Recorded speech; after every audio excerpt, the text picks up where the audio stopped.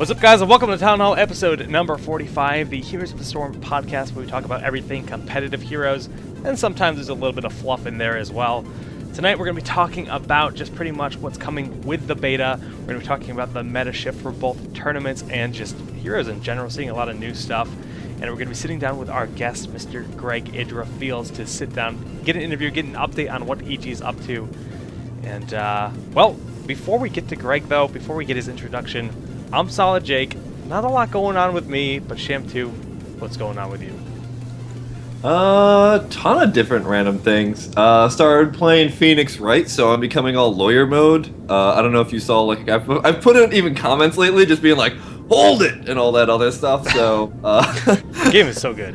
The game is amazing, and I doubted it, and I made a mistake of doubting it, and now I can't stop, like, thinking about it, and I'm like, I'm sitting here right now thinking about the case that I'm working on right now, which is the frickin' samurai one. It's bullcrap. Anyway, yeah, just, you know, doing a lot of hero stuff, trying to churn out more YouTube videos. I've been getting a lot of comments in games where actually there was, I think, at least one today where somebody was just like, hey, dude, I just got done watching one of your YouTube videos, so thank you so much for those. I'm like, what? People actually watch those? So I was pretty happy about that. So I've been trying to churn out more of those a week. And that's about it, really. Mr. Zoloff, how was your holiday season? It's pretty good. Just playing heroes, bit of Smash here and there. Started streaming again. Got my computer fixed. We've both been in the same situation, and we both got some upgrades, which is really nice. Nice. Cowboys beat the Lions, so that's always good. We play the Packers in a week, so we're gonna beat them too, hopefully. Less confident about that one. So much faith. Less confident about that one, but yeah, just doing shows, working on things for heroes, and casting a lot. Did a lot of casting this weekend with Jake and actually casting with Trixler on Sunday, which was really cool.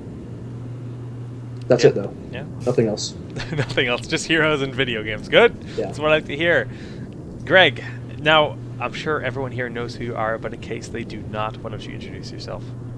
I'm Greg Idra Fields. I was Brood War and StarCraft 2 pro gamer, and now I'm playing Heroes of the Storm competitively for EG's team. And how was your holiday season? I hope it was glorious. Oh, it was pretty. I just went back home and visited my family, so we had a nice, quiet, relaxing holiday break. I didn't play Heroes for like a week.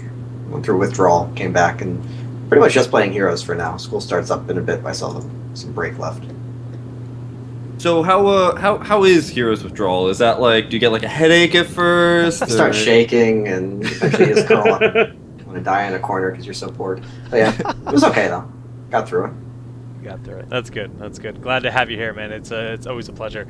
Your second or third time on this show? Third. So you're the first. I've had him on solo before, then with LZ. Me and Jake around the same time, yeah. Yeah, so this is our 45th episode, and you're the first three-peat, so congrats on that. Now, Kubi is on his way home. It is actually snowing where we live, so we have the idle webcam waiting for him to plop down in his seat, and I hope he's not aware that his webcam's on, and it'll be very amusing to us. So I'm looking forward to that, but he is, in fact, on his way. Can we put a picture of a snowman in his stead? I will find Jaina Snowman. Jaina Snowman. That'd be perfect. I'll do my best. Now, like I said at the start here, tonight we're going to be talking about a few different things, but really I wanted to start with talking to Greg. And pretty much EG has been around since more or less BlizzCon. The team was formed, in theory, for BlizzCon, formerly known as Snowflake. Since then, you guys have seen a few changes. Chillatek and Keelax no longer playing with you guys. You guys have been trying out a few different players. And, well, can we get an update on what the team is looking for right now? Yeah, it's honestly kind of unfortunate. We haven't had the same five together since like a month before BlizzCon, and part of it's been a little bit bad luck, and part of it's also the way we're kind of approaching things. We switched things around to get Sheth on the team back when he was getting into the game, and we kind of went through his month of growing pains as he learned the game with him, and then he decided he had to go make Team Liquid with Liquid just because he didn't want to leave the organization for BlizzCon. So that left us kind of high and dry. Luckily, Chillatek was able to join us, so we actually had a 5-man roster for BlizzCon. But that was always going to be temporary because he owns his own business and stuff. He just didn't have the time to actually play competitively. And then after BlizzCon, Keelax decided he needed to spend more time on school as well. So he was gone. So that was a little bit unfortunate. It made it hard for us to practice and whatnot. And what a lot of teams seem to do when they're looking to fill a spot in the roster is they put out like a casting call kind of thing, and they take the top 5 or 6 players who respond, and they play with each of them rotating through a week, and they just pick whoever the best one is. We were kind of worried that approach, some people can make good impressions, and then long term you find out they don't really mesh with the team personality-wise, or they don't have the right work ethic, or they don't take criticism well. They don't actually learn and grow and improve and mesh with the team. So we're taking kind of a slower approach, which is making us suck ass for the last 2 or 3 months, just because we have it's really hard to build synergy when you don't have the same 5 people together for a long time in a row.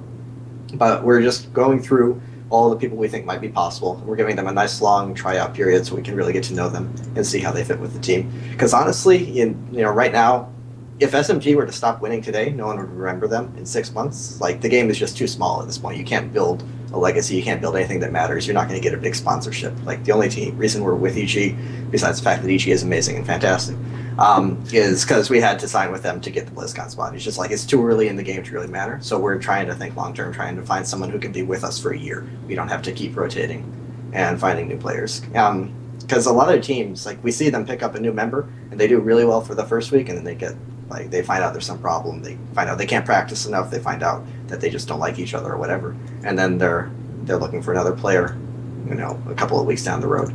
So unfortunately, it does mean we're playing pretty bad, and we haven't accomplished nearly what we think we should. But hopefully, long term, it works out, and we're gonna find a team that we're happy with. And at the moment, we're playing with Kawaii Rice and Mookie Pants. Kawaii Rice, a lot of people, if they know me from StarCraft, they'll probably know him as well. He's been playing Brood War since he was 12 or something. So he has a ton of experience. And Mookie, he doesn't really have a competitive gaming background, but he's been playing Heroes for a long time. We picked him up, and he's meshed with the team really well. So we're happy with the 2 we're with right now. Hopefully that turns into something a little bit more permanent. Okay. That was what were you guys... I just want to say that was probably the most concise update, and just this is our goal I could have ever asked for. Oh, that rumbling noise. I don't know if the stream can hear it, but you guys can hear it. That's Kubi's arrival, so he'll be with us in a minute. But Jared, you had a question as well? Yeah, I was just gonna go back to BlizzCon. You said that you knew going into it that it was a temporary type thing because of Chiltek's work life. What were you guys expectations going into BlizzCon? Were you feeling confident about it? C9 was a total question mark for us because they had only been playing, I think, for a month. Either way, they hadn't scrimmed us, and they hadn't scrimmed anyone who shared much information with us. So we saw them play the 3 games they played against SMG in that show match or whatever it was. And they looked decent, but it's hard to tell against SMG because they were just kind of trashing everyone at that point. So we didn't really know what to expect from them at all. We knew we'd beat Fnatic. We thought we could beat Liquid, but we just didn't know what to expect from C9, and they turned out to be quite good. We were also, I don't know, we just did not play very well there. It was hard for us to find legitimate practice beforehand. And like I said, we'd only been together for a month, so it didn't help. Do you think that's one of the biggest factors about most of the teams that are doing really well right now is that they've just kind of been playing together enough and have that kind of synergy? I think SMG is actually the only team in the top 6 who has the exact same lineup. Well, even they changed a bit at first. I remember they were still pretty good even when they had Praxium and they switched in Soldier and whatnot. Yeah. But they've been together for the longest. But then you look at C9 Maelstrom, they were formed after BlizzCon. And they had some players who were together before that, but most of them, except for Dunk, were still pretty new to the competitive scene. And give it one patch, and all of a sudden they're competing against SMG. So longevity isn't everything. If you get the right group of players, they can mesh together pretty quick. Right on. Kubi, are you good to say hi to the stream? Hi guys. The face was great. Gee, it's been a long day. Sorry for the interruption, folks. No, man, we're just glad that you got away from that Jaina gank, man. That was yeah, that was serious. I just came out of nowhere. She cast Blizzard on you and just... Yeah. I think that's the first time Jaina successfully ganked anybody. Wow.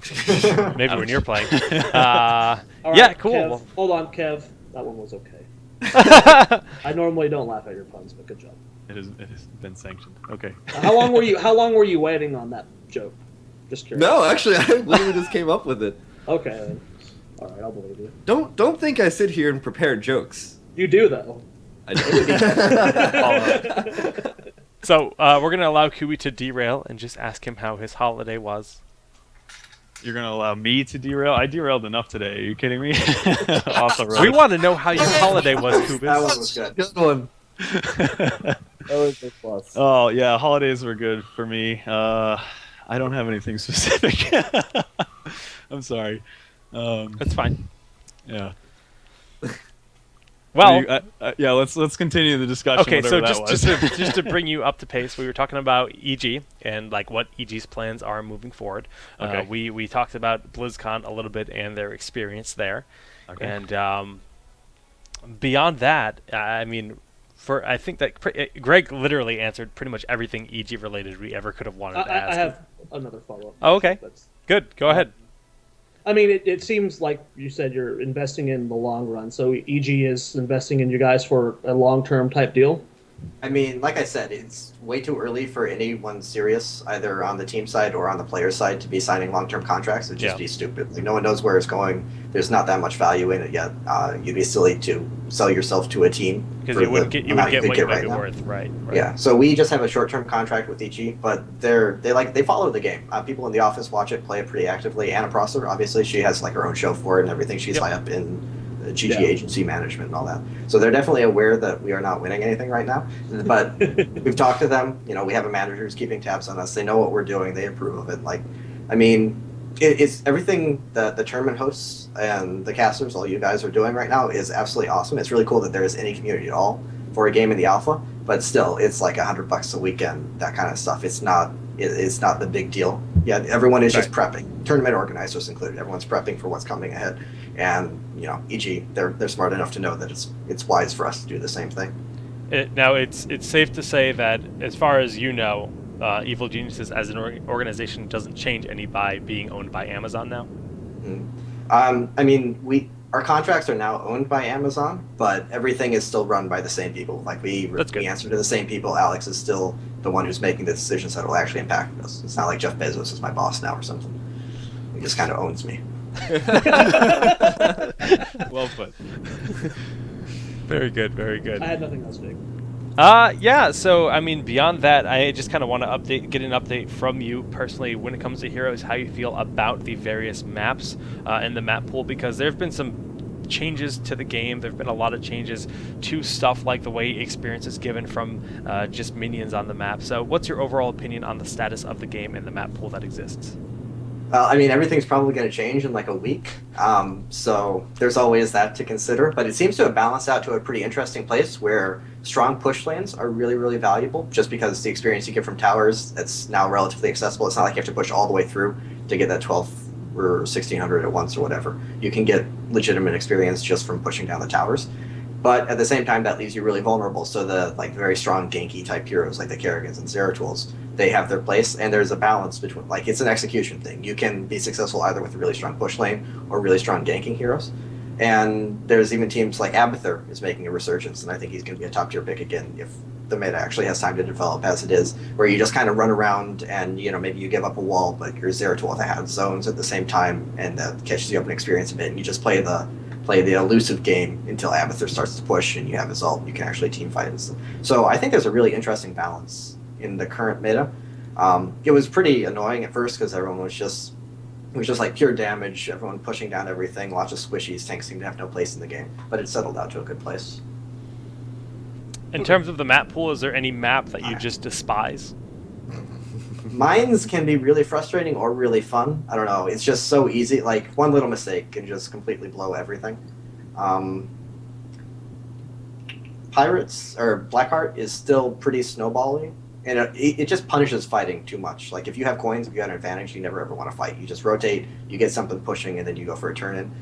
If you have enough of a lead to do that successfully, then you're probably not going to lose, but you're not going to win anytime soon. I think Blackhearts is probably my least favorite map. All of the three more normal ones, the ones that usually get played, I enjoy a lot. I'm really excited for the new Sky Temple one. Apparently it's very laning focused.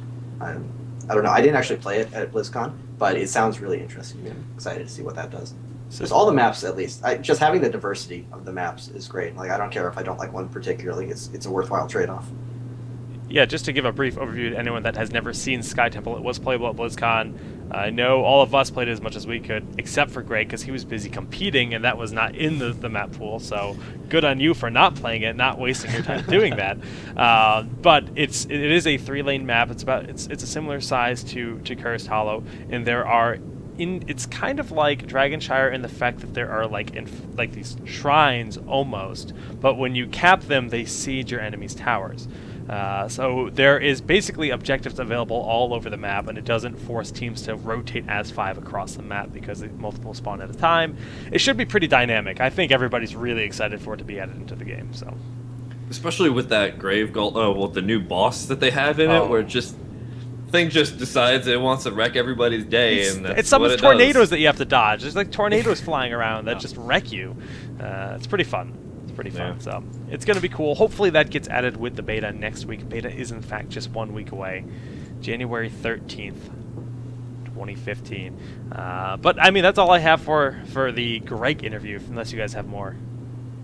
I mean, I get like EG are like it's you, LZ, and Faye. They're your primary 3. I mean, are you guys comfortable with are you guys starting to transition into different roles to accommodate for the new rosters or? Yeah, well, not really. Jake LZ has always been kind of a flex role. Because the meta switches back and forth. Sometimes you want 3 DPS. It was pretty much purely 2 tank last patch, and he's the one who kind of bounces back and forth between DPS. He'll even play as supports. Yeah, like we saw that this weekend. He started out on supports. Oh, that was because Kawhi was unavailable, so he had to. But Kayla Faye is actually the one who's making a little bit of a change. She's kind of becoming our Cloudrun. She's playing all the annoying space creator, playmaker kind of heroes. We had been balancing it out. Like some people played Kerrigan, some people played Zeratul, some people played Illidan. We decided it was good to have that all focused on one, and she's really good. So we figured out might as well be her. So she's picking those up. I'm still pretty much purely DPS. I don't know. It's kind of annoying. I'm forced to play a small hero pool, even though I'm comfortable on a lot of them, just because you pretty much always need a DPS. Yeah. And that's the role that I have come to fill. So I'm pretty solid in that. Mookie plays our tanks, Kawhi is our support. It's about how it's panned out. Okay. What are your favorite assassins lately? Because I think we saw you on oh man, I'm blanking who you played this. Yeah, Tychus, yeah, right? So who have you been playing a lot lately? Tychus and Vala is always my personal favorite. Well, actually, Jaina is my favorite. I really like Jaina. She's the only hero I have a master skin on, and I play her whenever possible. Yeah. She's a ton of fun. She is. She's a lot of fun. Great. I will give you that. I was playing her today for the first time ever, and I've had a lot of fun playing her. I think we just became best friends. I don't think she's actually even that bad. Like, if we're against a worse team, we'll pick her no problem, and I feel just absolutely dominant on her. Like, can't be touched, put out a ton of damage, ton of CC, just great. But then if you play against, like, Maelstrom or SMG, she just gets shut down, doesn't do anything. Like, I don't know. It's very, very all or nothing. But she's a lot of fun. She's my favorite hero to play, but I never get to play her in real scrims. Vala is probably my favorite of the actual competitive heroes I play. And then after that, I don't know. They're all pretty equal. Now, I like Volstead, but I think I'm kind of bad at it. And then everyone else is just whatever. Sham2 Zoe and I were actually talking about Jaina before the show, and this was the pre-show, and we were talking about the idea of moving Sprint or moving Ice Lance to level 16. No, Icy Veins. Icy Veins, not Ice Lance. I get those two names confused. Icy Veins is 16, so you can still get Sprint and Icy Veins. I don't know. The damage amp is really, really, really good. I don't think Icy Veins is. Yeah, I think I would still get the damage amp over Icy Veins or the Brute. I think those are both more valuable. Yeah, it's compositional, of course, the Root, but more times than less, you're going to want that against any tank, really. Yeah, because the Q spam is not actually the best way to play her, I don't think, and that's where Icy Veins really, really kicks in. I mean, it's not bad if your team really needs damage, then that could be okay. So Go ahead. Do you not get Ice Lance? Ice Lance is the longer range at level 1, right? No, yeah. Ice Lance is the reduced cooldown by 2 seconds when you hit on a chill. Oh, the level 7 one? Yeah, level 7 one. It's very... All her talents, well, most of her talents are pickable in certain situations, but usually no, I don't get that. If I'm playing her, it's usually going to be in a situation where I want to get the higher percentage slow at level 1, the Ice Armor at 7, and then the Brute at 16 on her E. Those are like the talents I think actually make her competitively strong. But yeah, if I'm just playing her in pubs for fun, then I get all the Q talents and no Icy Veins and just spam people down. Very good, very good. So a mini Jaina deep dive has been... Dude, Jaina is like every single person I talk to about Jaina, they're like, oh, at level 4, I grabbed this talent. And it hasn't helped me because it's like, For level 4, it's like a straw. Yeah, but it's like no, I mean like all of her talents for the most part. Oh. Like it's like a straw poll where every answer is like at the same percentage, and I'm like, Well, I mean, Arcane Intellect effectively gives her unlimited mana, and Venom is really good if you have a second Venom on the team. There's a few options there. I mean, it's that's what I mean though. But it's a really good tree, I guess overall. Oh, yeah. Like That's not it's a like bad problem everything. at all. Yeah. Well, it's just Jaina's kit, like, for the most part. she has She's so just many really good awesome. talents. It's funny because that's how we felt after playing her at BlizzCon. We're like, her kit is like perfect. You know what I mean? In terms of like all her talent choices and everything. Very good. Like very well done. Just numbers, tweaks, or whatever we need to see from here on out. But like her variety is really good. Yep. It's by far the most well-designed talent tree, like Yeah. by I'd agree. head and shoulders. I think you missed my amazing escape mechanic for Jaina, Kubi, and Greg, in which now her E, not a trait or not a talent. This is just embedded. Her E acts now as jet propulsion, so every time you E, backwards. Dude, I would get that talent every time. Like, Oh, the cat. oh, maybe. She's so excited. She must have seen Hobbs or something run by. And now she's- No, he doesn't move. He's asleep on the couch. He's a badass. He just doesn't move.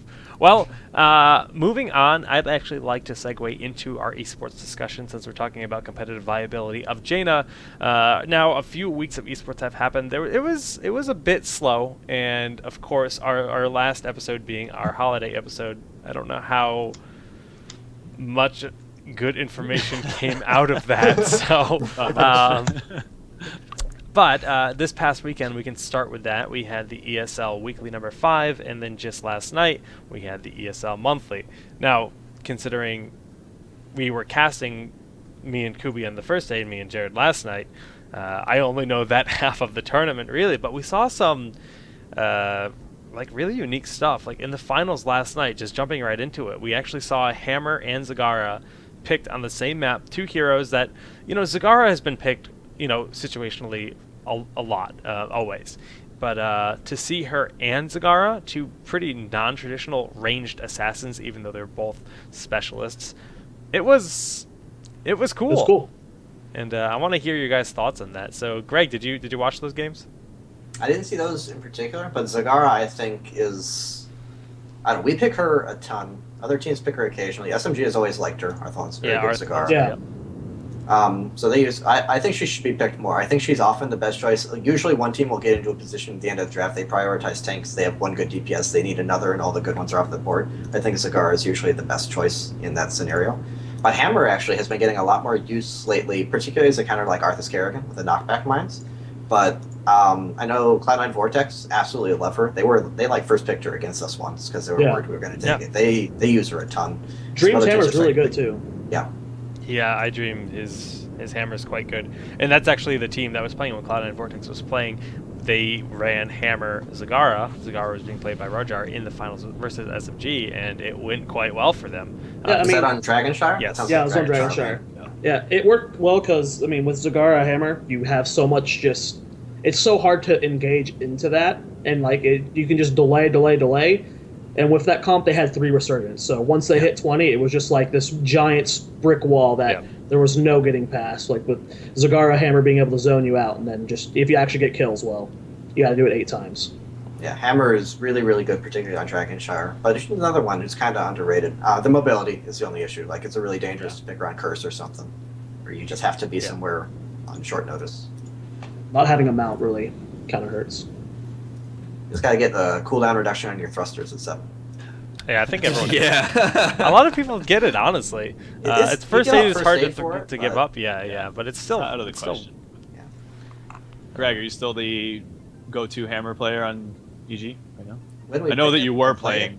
Yeah. When we pick it, I play it. Although Faye, actually, I don't know if Faye has played it since the range changed, but she's entirely capable of it if we need to. We just haven't picked it that much. Okay. But like I said, I think it's better, and I think we should use it more often than we do. Although if we're in that position, we tend to take the Zagara over the Hammer. Like, they feel somewhat similar roles. So when it comes to Hammer, I'm pretty sure that nearly everybody would agree knockback mines are a must. I mean, the extra mines as well. That's pretty much become the standard. Do you guys think that it's weird and necessary for Hammer to be changed so that Siege is a viable way to play her? Because as it stands, you'll see players siege up the towers when they know they're safe, but that's about it.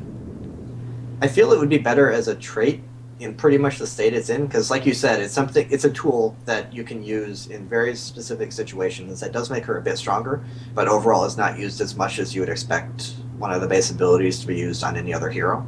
So it's kind of strange that it's taking up one of her ability slots, but I don't think you can make it any more or less powerful without making it constantly or never used. Like the old graduating range plus hover mode hammer, just literally once you got to 16, you just never unsieged. It was too good. It was so scary.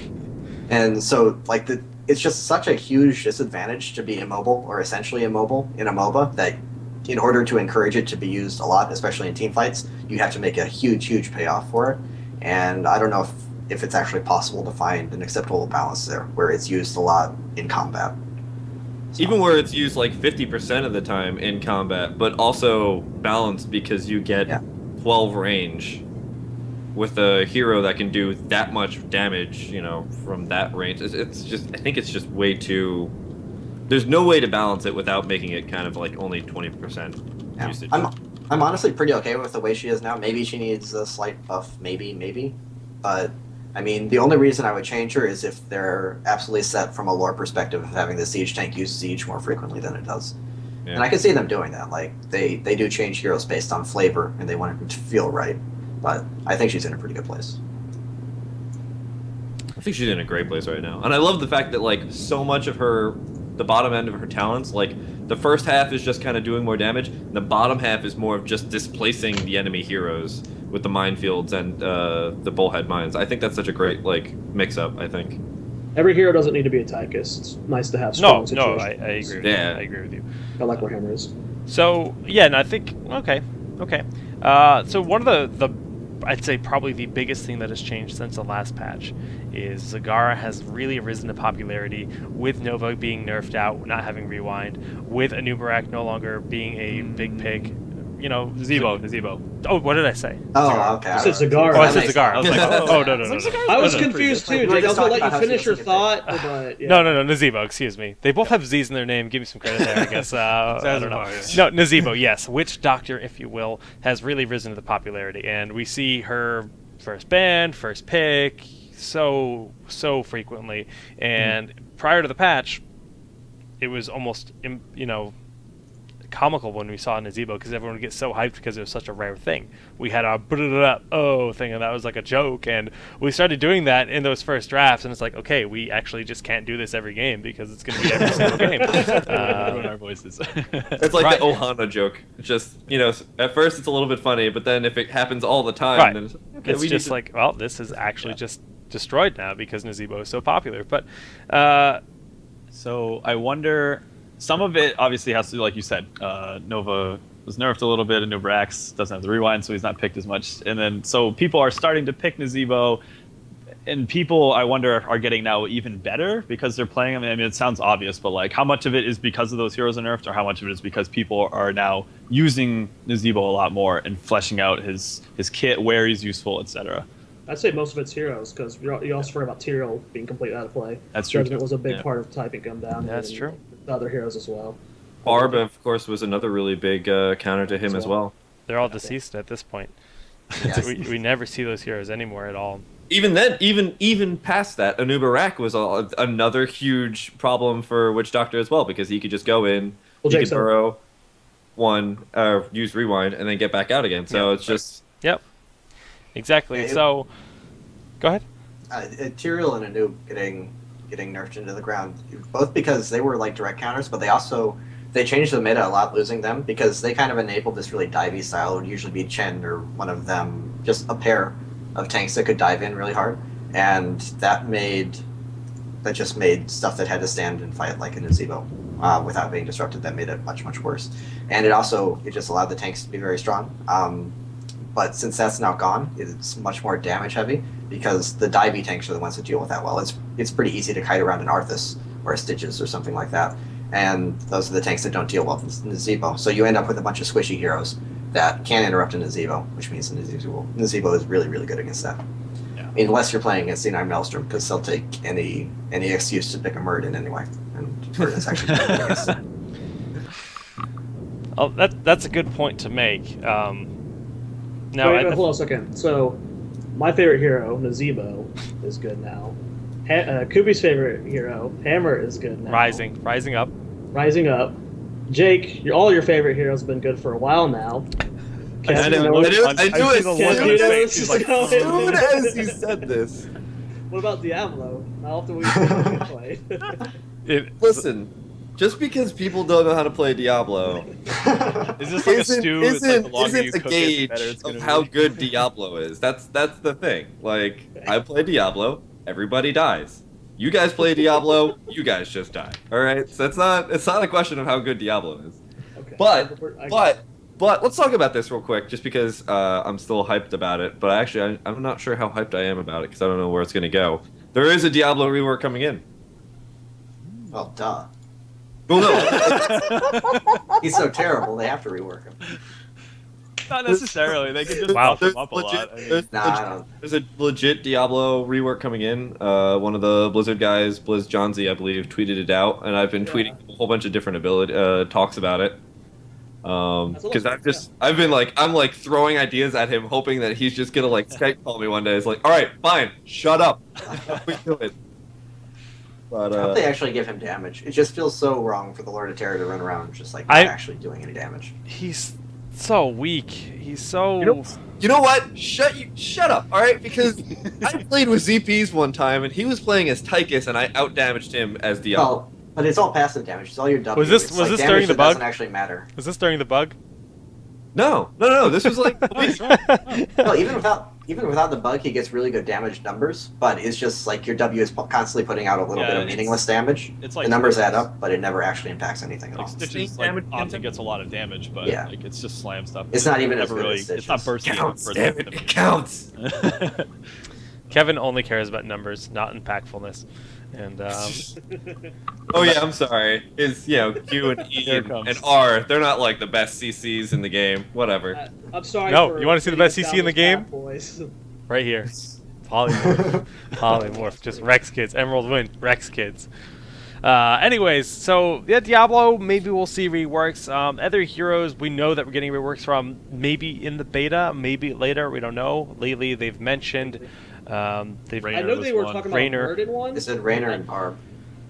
Barb, I remember yep. hearing something about Murden, but I don't know if they're going to commit to that now because I kind of feel he's in a decent spot. People say he's in a decent spot, but I'm pretty sure Blizzard officially confirmed that his health regen is in fact a bug. Yeah, they did. Yeah, they confirmed And it's a bug. So the only reason he's in a good spot is because he has a ton of health regen. That's not totally It's a true. big I mean, part. it definitely makes With it better Nazeebo than he's getting- supposed to be in lane, but like he's super tanky regardless of the base regen thing. He's super tanky. He has a lot of CC, and I don't know. Even if you just remove that, it makes him worse. But I think he would still be viable. So Blizzard actually intentionally put this bug in to force people to actually finally play him and be like, look guys, he's actually fine. Here, See? play People with got him. good at him, even though Well, it's just we've like- always said that Murden has one of the most fun kits. Like, Oh, he he's has a really- great kid. That's true. He's super You just strong. You need to still be able to get the stun on leap and the longer leap range. It sucks that those are at the same tier. That makes him much worse. Really? Because If I've he seen had- a lot of people getting stone form at that. Oh, they do, yeah. Because if you only have one of them, it's not really worth anything. If you can get both of them, then it's cool. But Yeah. if you only have one of them, it's like whatever. So you might as well. God, just- Well, so there's that's so many the really studs. interesting thing is like one of the first Muradin nerfs I think was back in September, and that was when they got rid of amplified healing on him, and that's why I was just like, that was when I was playing a ton of Muradin in solo queue, and I was like, guys, I think Muradin's got a little bit of possibility here, and people are like, no, you're an idiot, and I was like, if you got amplified healing and stone form, you hit D, Oh, and that's it's right, 66% of your health just comes back in I 4 remember seconds. I wonder And why it they was removed hilarious. that. Can't imagine. It was awesome. Well, that's fair. Now, Oh yeah, Abathur's So I'm gonna say I called it, but Oh yeah, the Abathur changes, and I think Haunted Mines might be the most changed thing in the game, maybe next to Murky. I wonder if we're gonna get another Mines change. I hope they just remove it. Like, no one likes it. I'm with they ya. Can't seem to get it in the right place. I'm with you. I'm at the point I where hate Mines. They're introducing. They've already said like 3 new maps or something. Like they have to start rotating them out at some point. Well, Right. what they said at the not this BlizzCon, but the BlizzCon prior, it might have even been PAX, was their goal is to have 7 maps that at any given time. So as it stands, That was a PAX thing. that was PAX. So that's their goal. And like you said, we know that we have Sky Temple, we have Spider Queen, and we have a Heaven versus Hell Diablo map on the way. And you'd have to imagine that by the time the game's actually in launch, we're going to have a StarCraft map. And maybe even an actual Warcraft map, because as it stands, every map is just kind of like its own neutral universe that exists within the Nexus. And Yeah, that just looks exactly Except for the like Diablo map they announced. Or they showed right, the teaser. that's the only exception, yes. Wasn't it established that the Raven Lord was some? That's what I thought too, but then like a bunch of people like It just is seemed not- like- It's I'm Warcraft. Shut up throwing my and- hands. it's I'm not throwing my hands up here Warcraft. because I don't play WoW. So It is I not. thought it was as well because It there's is a Raven not. Lord in WoW. There's a Raven Lord in. Like, It is not Warcraft. Warcraft. Okay. They're all freaking Warcraft maps. There's catapults. It's just come on, just look at it. Ugh, you disgust me. You're actually just filth. There's peons. It's like the legit peon model. You're sitting on the next map. to You're on the map. Oh snap! Shots fired. No. So we've talked about the meta shift that's happened with heroes becoming more popular, with Nazeebo coming up. In the event that Thrall is released with the beta, Thrall his kit is pretty. He's a melee assassin, and he has 2 heroics that can do interesting things. So he has a ranged skill shot that's a root. It's not an interrupt. You might be able to talent it into an interrupt, but I don't think he has an interrupt in his normal kit. And everything else is just damage and self-healing. But one of his heroics is actually, I think it's called Shattering or Sundering. Sundering. Earth Sunder? Sunder or something. Earth Sunder. Sundering. It's almost like Shock and Awe, not quite as long, but an interrupt where it knocks everything away. Is this going to be like the ultimate Nazeebo counterplay? What do you guys think? I mean, you're trading an ult for an ult at that point, so it kind of depends on how valuable the rest of his kit is. Like, or I don't actually know what it does. Is it a stun or is it just a knockback? It's a stun and it Yeah, pushes. it's a Kind of displacement. like parting of the seas kind of Yeah. thing. It just shoots down. Like and Moses. Yeah, it's the thing that looks like the Thrall's Earthshaker cube. Moses. Yeah, it just it goes forward and everything gets knocked either to the left or the right. So in theory, if you were really savvy with it and they were clumped up, you could get Void Prison, knock a bunch of people to the left, and then zone them out, and then pick off the people that get knocked to the right. How long does the bridge last? I don't didn't think it actually lasts play that long, Jake. What? I'm not sure. It was like Yeah, a like- half-second stun. It wasn't very long. Yeah, it was a quarter-second stun, if that. But I think the it's bigger not. thing It's is not. the displacement. It's a displacement, right? Yeah, that's yeah. the bigger Well, I part. mean, The it's bigger not- thing is the displacement, not the yeah, stun. right. Isn't his other ult like a screen-wide, massive, slow kind of thing? That actually sounded It's better. to me. basically screen. It's very. The numbers it had at BlizzCon were like 80% slow for every pulse for And it's a couple huge seconds. For like 3 Yeah, that one- seconds. Yeah, that No, one sounds no, kinda it's bullshit. more than 3 I can't seconds. that. It's like 8 seconds. But That he is has- a very fair word to use. right. Yeah. Both. I think- yeah, go ahead. I'm sorry. I didn't get to play him there, but LZ played him and said he was like super broken, completely OP with the state they had him in there. So, has it been confirmed that he's coming with beta? No. I mean, we assume that we'll get I'd one be hero. really surprised if he didn't. Like that Me feels too. Yeah, like that's how we all feel fucking about it. Thrall and They can't release a beta without like adding a new hero. Yeah. Every time I talk about Heroes of Storm, people are like, "Is Thrall in it?" And I'm like, "Well, he's coming." Soon. Because I mean, the only other hero, it was Jaina, Thrall, and Lost Vikings, and Yeah. they're not going to add a hero that's as complex as Lost Vikings with a massive wave of new people. It just doesn't make sense to do that, in my opinion, so I don't think we'll see Lost Vikings get added. Jared, I know Sylvanas. you're sad to hear that. I think Sylvanas is probably the next likely after that. Really? which- Before Vikings? I would think so. Yeah. Yeah. I feel Yeah, like I'll Lost probably- Vikings are going to take a while, Vikings but- were even buggy at BlizzCon. You're Like, right. when Aberthur ulted the Vikings, like it was really buggy. So, Yeah, that was. like you would if the Vikings were in the actual Viking ship ult and you Aberthur ulted the Viking ship, you would get a Viking ship with no Vikings in it. It was the weirdest thing. Like it was so buggy, but they were really Yo, fun. did you get to stay as a ship for the whole heroic? No, it would like whatever the duration of the Viking ship was, you would get that. Oh, so it that's would so go. sad. Relationship. It was so bad. That's so sad. What did you say, Kevin? I said that's a weird relationship. Oh, Gosh. I thought he said that. I was like, I don't know if I want to give him screen time for this. You did. You gave me screen time. I had to know. I was You know, gonna say- chat is asking us to talk about Sylvanas. Jared, Jake and I were She's talking about that edge. the other night, right? Like, I'm hyped about her. we were going in. She's gonna be weird. We'll touch on her just really quick. If you guys haven't seen her kit, you probably, if you didn't have the pass, I don't think you could have seen it. But she's actually she's not an assassin. She's actually designed as a specialist. She has a skill shot that passes. It's kind of like Rainer's without knockback, where it passes through the target and can hit multiple targets. So you can hit, and I assume it's her Q, and you can in theory hit 3-4 people with it. She silences minions and structures while she attacks them, so she excels in pushing.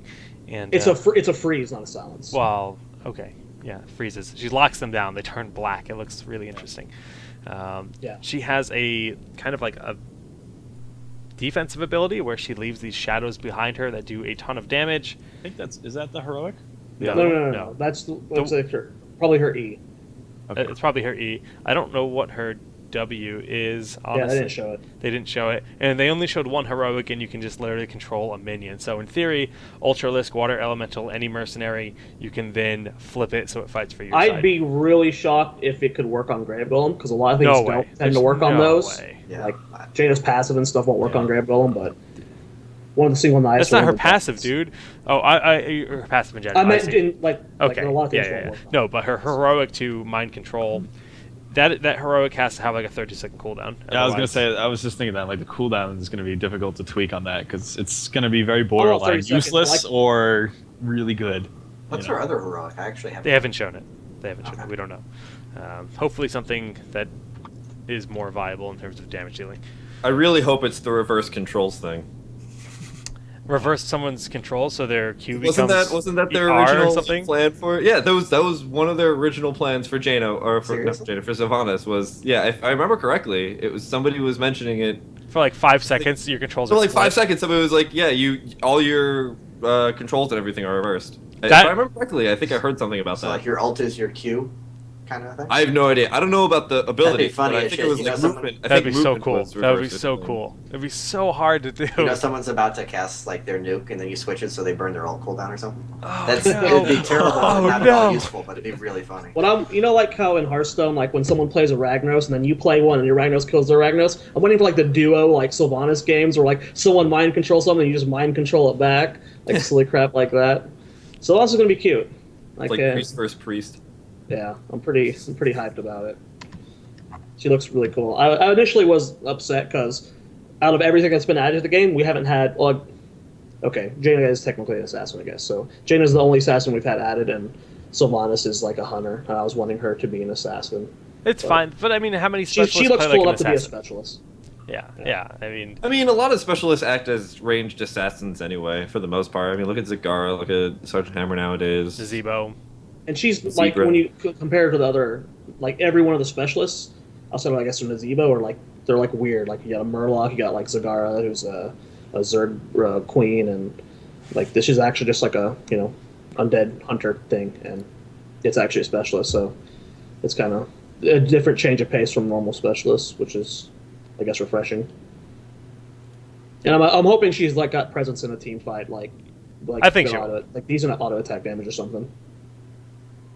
I hope so. I don't know. I mean, I'm never really hyped for Sylvanas. It wasn't really. She's never I really wasn't been a originally. big.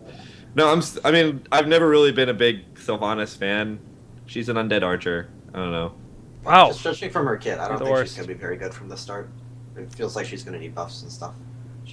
I don't know. All of the specialists suck until they just turn them into ranged assassins. Like that's That's they so haven't true. found a way to make actual specialists. Was good yet. Zagara changed all that much? I thought it just took forever to figure She's out always how been a she. ranged assassin. Like people try. Zagara, to she started as pushy a ranged her. assassin. Yeah, she was never Yeah. changed much at all. She's never been played as like a pusher. Maybe SMG used her for that. Yeah, when SMG was going like the full ham backdoors, they would use That was a Midas and stuff promo. like that was but a promo kind of comp. Yeah, that was the end of the game. Just push your core. That, Yeah, that doesn't. the Nidus Canal stuff. that Oh, doesn't yeah, work great. anymore. That doesn't work anymore. but in serious play, she's always essentially been a ranged assassin. All right, production things. I'm launching heroes for a segment coming up, and you're gonna hear sounds, and it's gonna be weird. Production. Uh-oh. Actions. So I guess we can talk about Rhaegar, actually, yeah. because it kind of seems like very suddenly over the past couple weeks he has just completely disappeared. And to be honest with you, I didn't really see any particular moment where his gameplay was figured out like decisively. So I'm not exactly sure what caused that. So do you guys have any thoughts on that? What do you? Meta shift. Yeah. But it seems very abrupt to me. He wasn't really figured out. It was just he was really good before because everything was double tanked, so you always had at least 2 targets, so you could get a guaranteed big ancestral off on essentially. Yeah. And when you're going double tank now, it tends to be. I think that most often is like you're using an Arthas Muradin against a Nazeebo or something. So they both have a ton of self-sustain, and if you really want to try and just heal through the Nazeebo, that's another thing. Nazeebo's popular, so single burst healing isn't nearly as big. Like a lot of people are starting to go with Fury and Tranquility and stuff to try and counteract the Nazeebo, Right. so they got kind of bigger. And Uther is just always a mainstay. Just that much CC and that much usability is great. And then Brightwing got a huge buff with the rewind change, the double poly immediately. So he kind of just shot up the ranks. It's very hard to justify picking something that's not Uther or Brightwing unless you're going for that AoE heal. Bloodlust is one thing. I feel like Bloodlust might have a place in the game, but no one seems to be using it, so maybe I'm just wrong on that. I think that's because, really, for the most part, Abathur is a more rare pick, and I mean, nobody really picks Tassadar that much, and Tassadar's damage has been nerfed in. But you're right. That's You're like right. But his Archon Archon got kind of gutted, and then Tychus is like the only one that was consistent that really worked really well with Bloodlust, and I think bloodlusting a whole bunch of squishies is really not a great idea.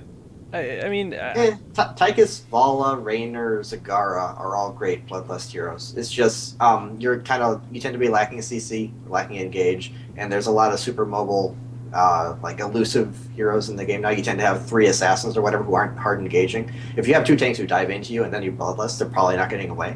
But if you're just standing in 2 perimeters with like 3 ranged heroes and an Arthas in front of them, and then you Bloodlust, they probably just run away, and you just wasted 120-second cooldown. So that's the biggest problem I see with it. But no, there's other heroes that can apply. I think Raynor is actually, like, he benefits maybe more from Bloodlust than Tychus does. But Raynor's been kind of going away lately. Right at the end of the Bloodlust meta, we were seeing his Raynor early pick game up. is just too weak. You give up too much to get with the Zagara being one of the more primary picks, and then with, like we talked about earlier, Hammer coming up, Raynor is even below that probably right now. So and stuff like Emerald Wind disengages Bloodlust so well. Emerald Wind, not only that, but I mean just double polymorph kind of was. Right. So Brightwing, its effectiveness as well too. Right. So it's like at that point, it's like, okay, is it worth banning out Brightwing to try to run a Bloodlust comp? Based on I mean, in the current state of the meta, it's not. There's a chance that for whatever reason, Thrall brings Bloodlust back. Who knows? Maybe he fits perfectly into it because you consider Bloodlust with, Wind Fury on Thrall, and you have the Earth Shatter thing, the Earthquake. Who knows? Sundering.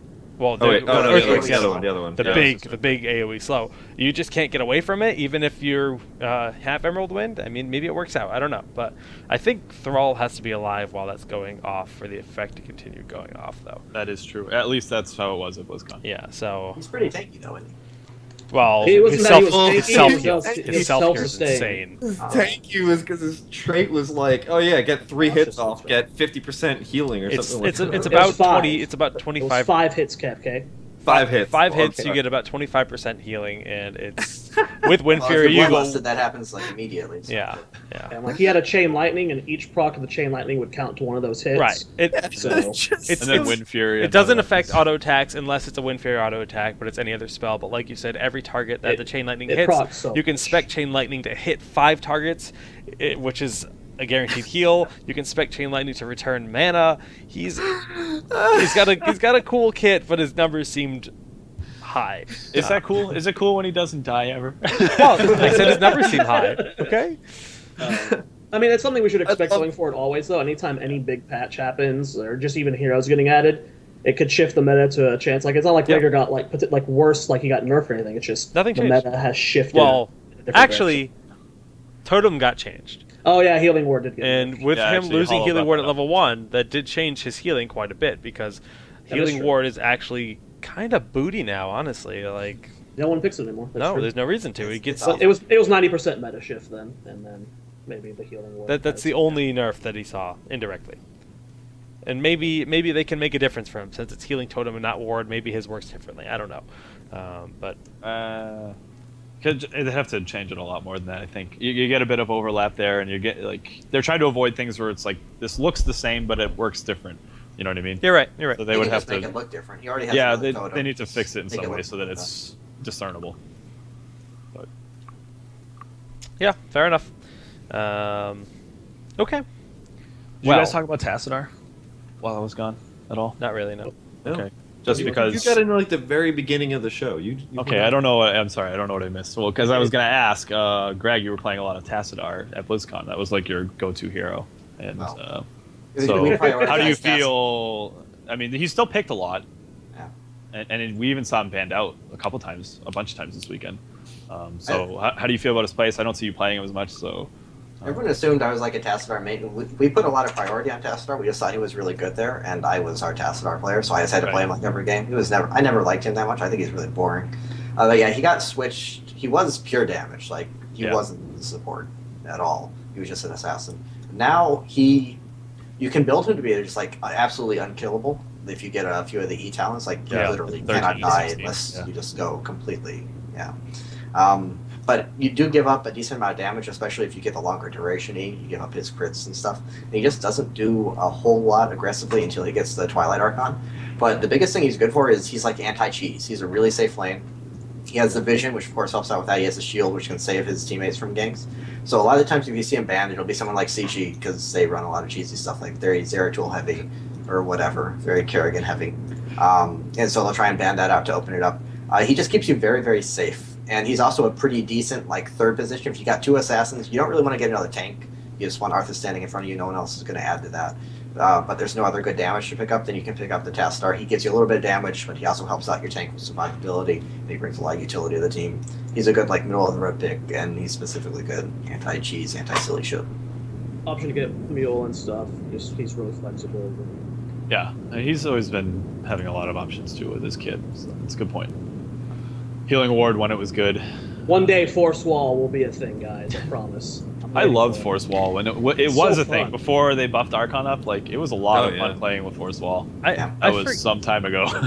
I was playing late night about a week ago. This was actually during my 24-hour stream, and we kept running into this cop. It was players from all different top teams. It wasn't like one team, but they were doing this strat where they were running with Maw and Force Wall, and they would Maw people and then lock people out with Force Wall and then blow up everyone that was in the Maw. It was really interesting. It was like just like crazy hard setups. Like it's like there's a chance. Did they have a Gazlo? Huh? Did they have a did. Gazlo? They did. It wasn't a full wombo. They didn't have last Gazlo. year. No. Interesting though. Not at all. Yeah, I would love to see that kind of play. It was cool. Just a little bit more. It was cool. But I don't know if how soon or how far away that is. But yeah, TAS has changed quite a bit. He's still good though. He's still good, Yeah. for sure. It's banned out and picked quite a bit. Surprisingly, we're still on tournament recap, right? Is that what we're doing? Yeah. We're kind of all over the place. We've We're talked kind about of really all over the place. We're kind of just randomly talking about pretty much everything under the sun.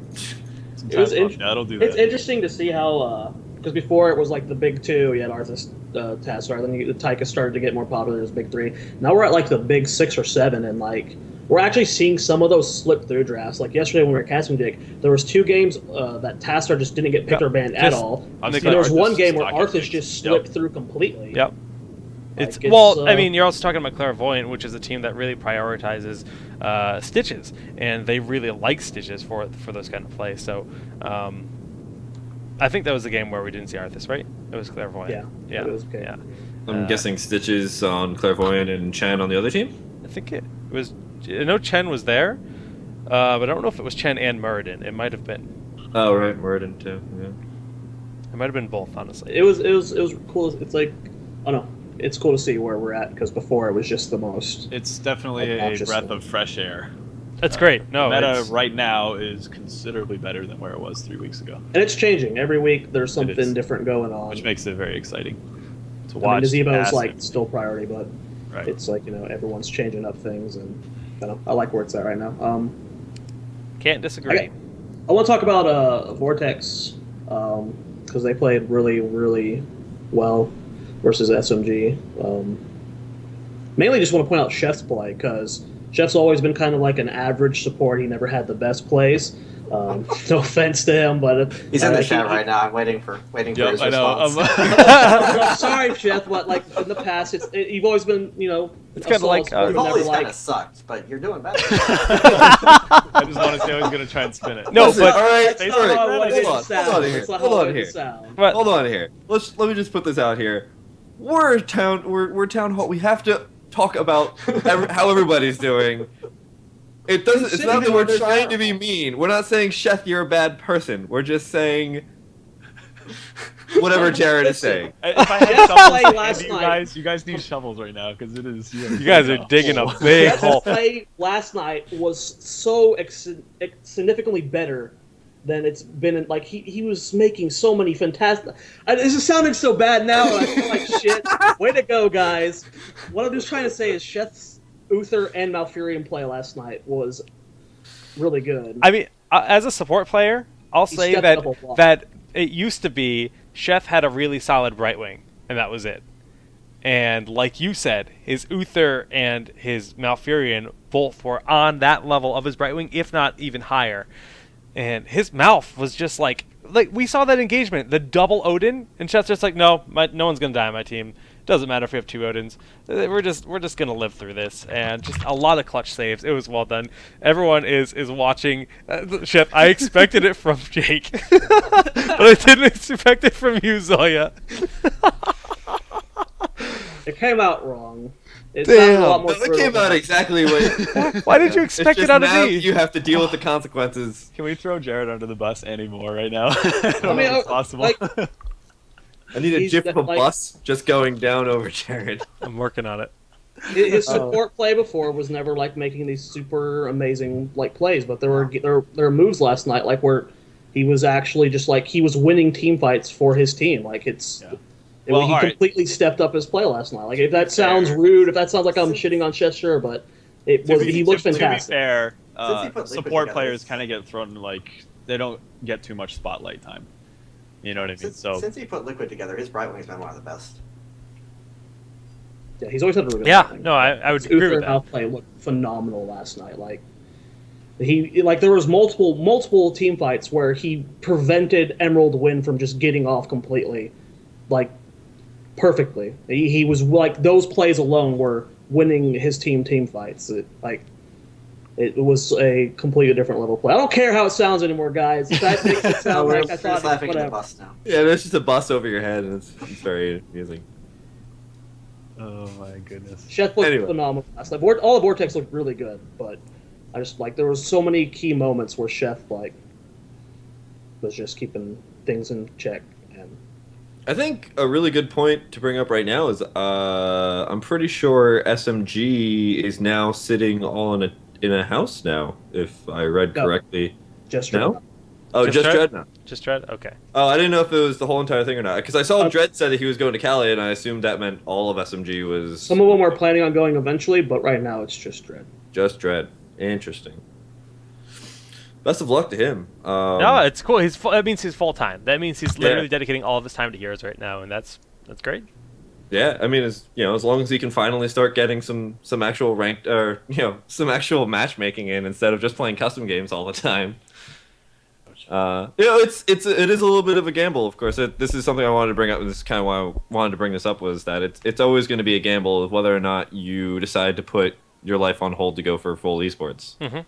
And I'm sure some of us can sit here right now and say it's a little bit too early, maybe, to do that. But if Dredd thinks that he's got the ability to do it, he's in between semesters right now, and he doesn't want it to explode, I guess, before the next semester is over. He doesn't want SMG to kind of fall off the map, I guess. But I don't know. What are your guys' thoughts about esports and dedication? He's young enough to do Yeah. what he's doing. How old Yeah, is he? I'm actually sure. He's Like like 22. yeah, he's 21, 22. He's Yeah, he's not like in his 30s like Kubi. It's he's at a legit reasonable age. he's young enough to make a decision to be like, okay, I can put school on hold and do this full time because he has the skills to make it happen. I mean, how long did SMG sit on top? They've shown consistency at some point for sure, and they're always in the finals as it is. Like, yeah, they might have not won yesterday, but they win plenty of tournaments as it stands. So, Right. yeah, go for it. I'd say he's a fool not to do it. I mean, if that's your dream, if this is what you want to be doing, I mean, if school can't attain your dream, Go for it, man. Well, I mean, we have the perfect person to ask here.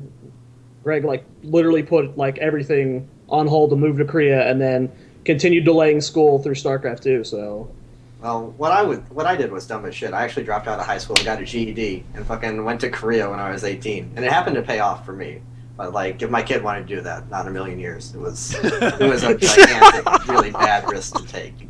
And for a lot of people who did the same thing, it didn't work out nearly as well. But I mean, this is much less drastic than moving to Korea at 18. So like, I mean, even if it doesn't work out, what's the worst? He missed a couple of semesters of school. Like, they're doing well enough, and if they continue to perform the way they are, then it'll absolutely pay off. So I mean, if that's what you want to do, why not? I don't know. Do we know if the team is on board? I've heard rumors, but I don't actually know exactly what's happening. I don't know if they have like a sponsored team house. I don't know if it's just Dread or what. I'm pretty sure it's Dread just staying at Kadia's place right now. They haven't like got a house or anything like that. Nothing official that they've announced. I know a few members. I don't think anything's been announced. I know a few members are considering moving soon, but like there's nothing that's been like completely decided. Right now it's just Dread there. Yeah, the only thing that would be weird to me is like if the rest of the team wasn't doing that, because going super ham in a team game when the rest of the team isn't doing it is, like you're not doing anything on your own. Your team has their practice schedule is pretty so absurd. They're like doing 6 days a week for I think they've got at least 8 hours scheduled a day for like the next month or two. Like they're going full ham, like all of them are. So that's like World of Warcraft rating schedule right there. it's going to be a lot easier to fill those hours once the ladder and ranked and all that is out too. Yeah. So. It's so hard to like commit to playing right now when you can only do like scrims for like 4 hours at night. What are you gonna do? Pub stomp all day? But Rank's gonna hopefully put it in a better spot. And we'll talk about Ranked. That'll come in the show for sure. Really? Because I don't think we've attained any schedule at all. That's why I'm trying to make this more formulated at this point. So I just want to wrap up the final thoughts on the esports stuff. Now you brought up Cloud9. You want to talk about Cloud9 here? Did you end up making your point? Because I mean, I made my point that Chef looked really good last night. That was your only point? He looked phenomenal. You just wanted I mean, Vortex overall looked really good. Before it was SMG and Maelstrom with their little feud, and Maelstrom seemed to come out on top. And then Vortex was always kind of like that down below. Like, they never, they hadn't made a big tournament performance quite yet. But last night they looked... So you're trying to say they sucked too? Yeah, sure, Kev. Where's that bus? Vortex looked like fun. Like that was a phenomenal performance from them yesterday in the finals. Like there were misplays on both ends, obviously, but Vortex looked really solid in both games. I actually like that we're seeing that out of like a lot of teams that were sort of on the cusp, like Glorious. They've had their days too, where they're just like looking super sharp, and then Clairvoyant was looking pretty good on Sunday. So that's awesome to see. Heroes Hype took out ESV Wildfire. Wildfire too. lost round 1 to Heroes Hype. That's huge. Yeah, that's huge. Wildfire's not a real team anymore. That's like congrats to Heroes Hype, but that's not really that notable. But there's actually some more context that could be added to Vortex winning that. But they had a sub for like they've only been playing with him for like a day or two or something. Fan is not a normal member of the team. Yep. So like they did that anyway. And even back when SMG lost, I think Dreadnought wasn't with them, right? So is this like actually the first time that the full SMG has lost a series? They've lost to Maelstrom. One of the times they lost to Maelstrom, they didn't have Dread. They had Mark subbing for them. But they did lose to Maelstrom with Dread as well. They had full roster. Okay. I was wondering about that. But yeah, Vortex winning with a sub who's like a brand new sub to us. Not even someone who's been with them like for a week or whatever. Yep. It's pretty cool. It's because the story behind that, Jinte went to play in LCS. Jinte, former League player, decided to go back to League. I think he got offered a spot subbing or something else. I don't know the full story. I don't play dead games. No, I just... I only play Blizzard games. With you saying that and Kaldor going off on his "I hate League of Legends" rant. I don't hate it. I just don't play it. Kaldor's always hated League. I don't hate it. It was great though. He was casting ESL EU, and I was watching it, and he just went on like between a break of a game. He was just like, "Yeah, I hate League of Legends," and his whole entire chat was like, "You should not say that." Yeah, screw you, chat. I'm gonna say it anyway. I enjoy watching League and Dota. I just don't play either. But that's just my personal preference. Now, because I was playing StarCraft until I switched over to Heroes, because I like StarCraft a lot. So, if you don't play League, you're dumb, Jake. Well, that's fair. That's fair. Is that fair? So Clairvoyant, we saw some really cool stuff. I mean, they went with that old school composition of Stitches with Void Prison to pull people out and get the picks, opting for Reign of Vengeance. But we saw a diverse play out of them too. We saw them doing the Nazeebo comps. We saw them running a variety of heroes. We even saw them picking Tyrande, the only team to pick Tyrande of recent memory. And it was cool. It was good to see. It was good to see them rise up and play really well, and their squad's looking good. And it's good to have more teams getting results. Someday EG will get there, Greg. We gotta throw as many shots as we can. No, you guys were at the top for a long while too, and like we already had your discussion about EG. I mean, you guys are doing your trials right now, and dude, Greg's eyes are like melting your face right now. Apparently, we should title this episode "Shots Fired." Before the beta, we're just gonna dig ourselves a nice little hole and let everybody march over us. We're doing good. No, but I'm excited, and I think this is a good point to start. I mean, you guys were mentioning ranked play, and we can start talking about ranked play here because it is coming with beta. From what we know, did they officially promise it at BlizzCon? I mean, they said it should be here. Like it's like Blizzard never says that anything's going to be here at this date because they're Blizzard, but it's supposed to be here. Yes. I'm pretty sure it hasn't been confirmed. But I think it's okay. Then I hope. Then good. Fingers crossed we're getting ranked play, and I can actually probably do production things and show you guys what things are going to look like. That'll probably take me 10 years and a half, so we're not going to do that because I don't want to look. Wow, that was a lot of effort. I realized the images aren't on my breakpoint, and it's just nah. They're not on my computer. They're on a flash drive, and ooh, God, flash drive's so difficult to navigate. I gotta plug it in. The flash drive's probably right here. Flash, it is not. It is not in a flash. It happens slowly, apparently. So, with ranked play, it's basically going to create a new ladder, which is going to be... you can have up to 3 teams that you're on, and a team can have up to 10 members? Yeah, 10 members, 3 teams. It's U plus 9, I believe. Yeah, U plus 9. Okay, that makes sense. So that way, it's an actual ranked ladder where your team has a name. So if you're playing on the ladder, Greg would be playing as Evil Geniuses, and they'd have their squad. They'd have up to 5 subs. Those subs could be their trials, and I think you can add remove people, of course. I would imagine. That might not be confirmed, but it's going to be season-based.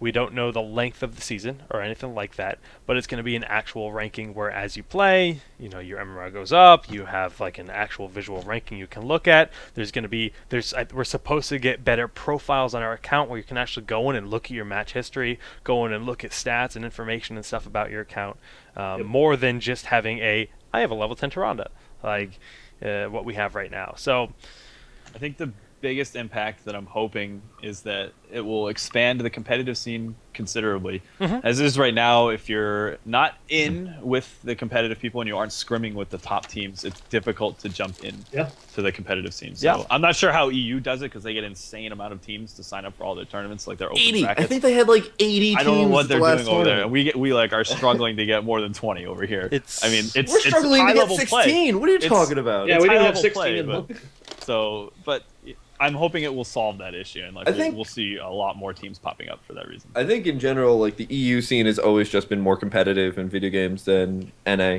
That's a horrible, terrible generalization. Yeah. Look at this. Yeah, I mean, it depends on the game. Some games, sure. Some games. Oh, yeah. Well, maybe some games. I don't know. Just for RTSs, I've always noticed that there's been a lot more EU players. At least the NA scene, like overall, was better in Brood War than EU. I don't know about Brood War. No, it wasn't. But Brood War, you can't even count. There's just not enough people to actually make a comparison. Pretty sure War 3 was like all about Europe, though. Yeah, Command and Conquer was all EU too. You might be able to argue. That's still a terrible point, Cam. No, you might be able to argue that the density, like population density, has a pretty decent effect on that because there's always going to be some lag between East and West Coast and traveling and all that stuff. So, like, just within one scene, you can say that in Europe it's easier to consolidate those things. I don't know if it's that. I was wrong. Let's continue on. No, that was helping your point. I know you were helping my point, but I was just starting to think about all the other points. Anyway, let's talk about. Well, it's a big deal because right now there's literally the only legit practice you can get is scrimming. That's it. Like what's supposed to happen if EG wants to practice, but they don't have a scrim. They go on ladder, they wait 6 minutes, and then they just pub stomp some, randoms. Unfortunately, that's not good practice. With the rank mode, it gives you that option to, as like actual competitive team. Like eventually, once you grind up there, you'll be playing more and more high-ranked teams. You'll be getting legit practice. Whereas right now, you can only do scrims. If you look at the screen here, you can actually see that the other thing that comes with ranked mode is people get to experience drafting. Right now, drafting doesn't exist in Heroes. You just kind of pick your hero and it throws you in a game. But eventually, you're going to have an actual draft, and this is a mock-up that they showed us at BlizzCon. Yeah. This is all stuff that they gave us. This is like an asset pack they gave us, and I'm fully allowed to show this. We can upload all this to the internet. I'm very, very excited about this. Just strictly from a casting perspective, it's going to be so much easier to tell the story like during the drafting because you have that visual there to explain like what's going on and everything. So I'm just from that standpoint very excited about it. Like when Arthlon's hovering over Falstad and last second swaps to Asman, it'd be fun. The ladder's gonna be pretty. Yeah. I don't know if it'll give that much context to everyone, but one of the biggest things that has ever, biggest shifts that has ever happened in gaming that I have experienced was back in Brood War when a ladder introduced LAN frequency or LAN mode, so you could play with no latency online, and so all of a sudden every foreign Brood War player could practice against Koreans, like high-level Koreans with no latency day and night, and just the amount of improvement that was seen in just like every competitive Brood War player. Just overnight, it was absolutely amazing. And the same kind of thing is going to happen here. Like you said, it's pretty impossible for a team that we don't know to actually practice against us. There's just like no way to back and forth communication. There's no way for us to find a random group of 5 people who's worth playing against, and the same for everyone else. And there's just not enough teams for all of the good teams to actually get as much practice as they want. Like, there's no way, even SMG, I don't think they could fill 8 hours of scrims if they wanted to right now. There's just not enough teams that are active at the right time periods. And so I actually think everyone's going to just stop playing scrims and start playing ranked like almost full time. I hope so. It's going to be so much easier to do. You're going to be able to fit in so much more games and so much less stressful. It will depend a little bit on the visibility of those ranked games. Like if we're able to just watch people play ranked, if the spectating client allow with it, but custom games are more private, there still might be some application to try strategies out in that situation. I don't know. I think you underestimate the laziness of gamers. Like, I remember back in StarCraft. Maybe I am. In StarCraft, even Koreans didn't want to practice against each other. They just wanted to queue up for ladder because it was so much easier. They could fit so many more games and you could just grind it out. And that it's kind of a psychological generalization, but a lot of people who are really good at competitive games seem to be grinders. They like doing things over and over and over and just sit there and pound away at something. And ladder is just built for that. I think the only hitch to it I see is their drafting mode doesn't have bans, and I don't know what's going to happen with that. Because like if everyone wants to play ladder all the time, they might just do it anyway, and then determine switch to no bans because no bans is kind of terrible, but everyone wants to play the same thing. Like I have no idea what's going to happen with that. That's the most interesting thing coming out of this to me. So to just kind of preface a little bit, when they talked about the bans at BlizzCon, they said as it stands there are no bans. They said bans will almost certainly come eventually. I don't think I'm putting words in their mouth when I say that. No, not. That's more or less what certainly coming eventually. They said that they're open to it and it might come one day, but then they didn't say like it's gonna come eventually. But the tone and the way that they expressed it was like, we know you're not going to be happy about this. It felt that way. It felt like we know that you guys are going to want bans. Well, I mean, Dredd straight up went in there and called. I know that was a little bit. He did, and it was beautiful. But what they're worried about is people not having enough heroes to play, and if you only have the free heroes. I just think the answer to that is they just make it so you can't do ranked mode until you're like account level 40 or whatever. That's that's what they're doing. You can't do ranked until you're 30 or 40, I think. Okay. You need 10 heroes at least. Other thing about ranked mode, if I remember correctly, I might be wrong on this. They don't do unique drafting, which means that you can have the same hero on both. They do. They do? Yeah. Pretty sure. People would have thrown a fit if that was posted. Like, I don't think there's been a confirmation. If I remember correctly, Browder was saying that that's how he wanted draft mode to be done. How would that work? Why would there even be a draft at that point? Yeah. Well, they pick Tychus, so you pick Tychus too. That defeats the purpose of the draft, Kev. I'm not sure, dude. Sure like, don't. Why are you like questioning me? Why are you saying this? Like, I can't believe you're saying that, Kev. It's like I'm saying. I think that's what Blizzard was saying. From a logical standpoint, yes, I get what you're saying. That makes sense. I would remember the shitstorm that would have occurred from. No, I don't. All right, I'm just saying. I'm I'm pretty sure that's what it's I remember unique hearing. heroes. Yeah, I would guess it's unique. I can't imagine. I would They hope wouldn't to do that. God it's unique heroes. That would But be- if I remember I'm correctly, Browder at one 100% point sure. was saying, "All right, fine." Actually, I think I remember what you're talking. I think he wanted it to be like that, and then they came to the conclusion that it wasn't practical or that wasn't the best way to do it. But I know what you're talking about. I think I It's- remember hearing that too. I don't Completely remember- illogical for them to do that. So It's just so terrible. Like Yeah. it's already bad to not have bans. Like, I understand where they're coming from, but They'll say like it's illogical. They'd never do that. And then we had things like artifacts. All right, so shut up. Oh, there's the shots fired again. damn. All right. Don't think that- artifacts were much more reasonable than not. Like artifacts, if they had been Yeah. tweaked, could have been totally fine. Like they got removed because there was a community shitstorm and they were unsalvageable from a PR perspective. It was but they were game they could over. fit into the game. The game was sinking Yeah. with artifacts. Like Okay, making sure. Nazeebo was good at that time though. a lot of heroes are it's It's like Murky. the best hero in the game right now. You can't be pouty.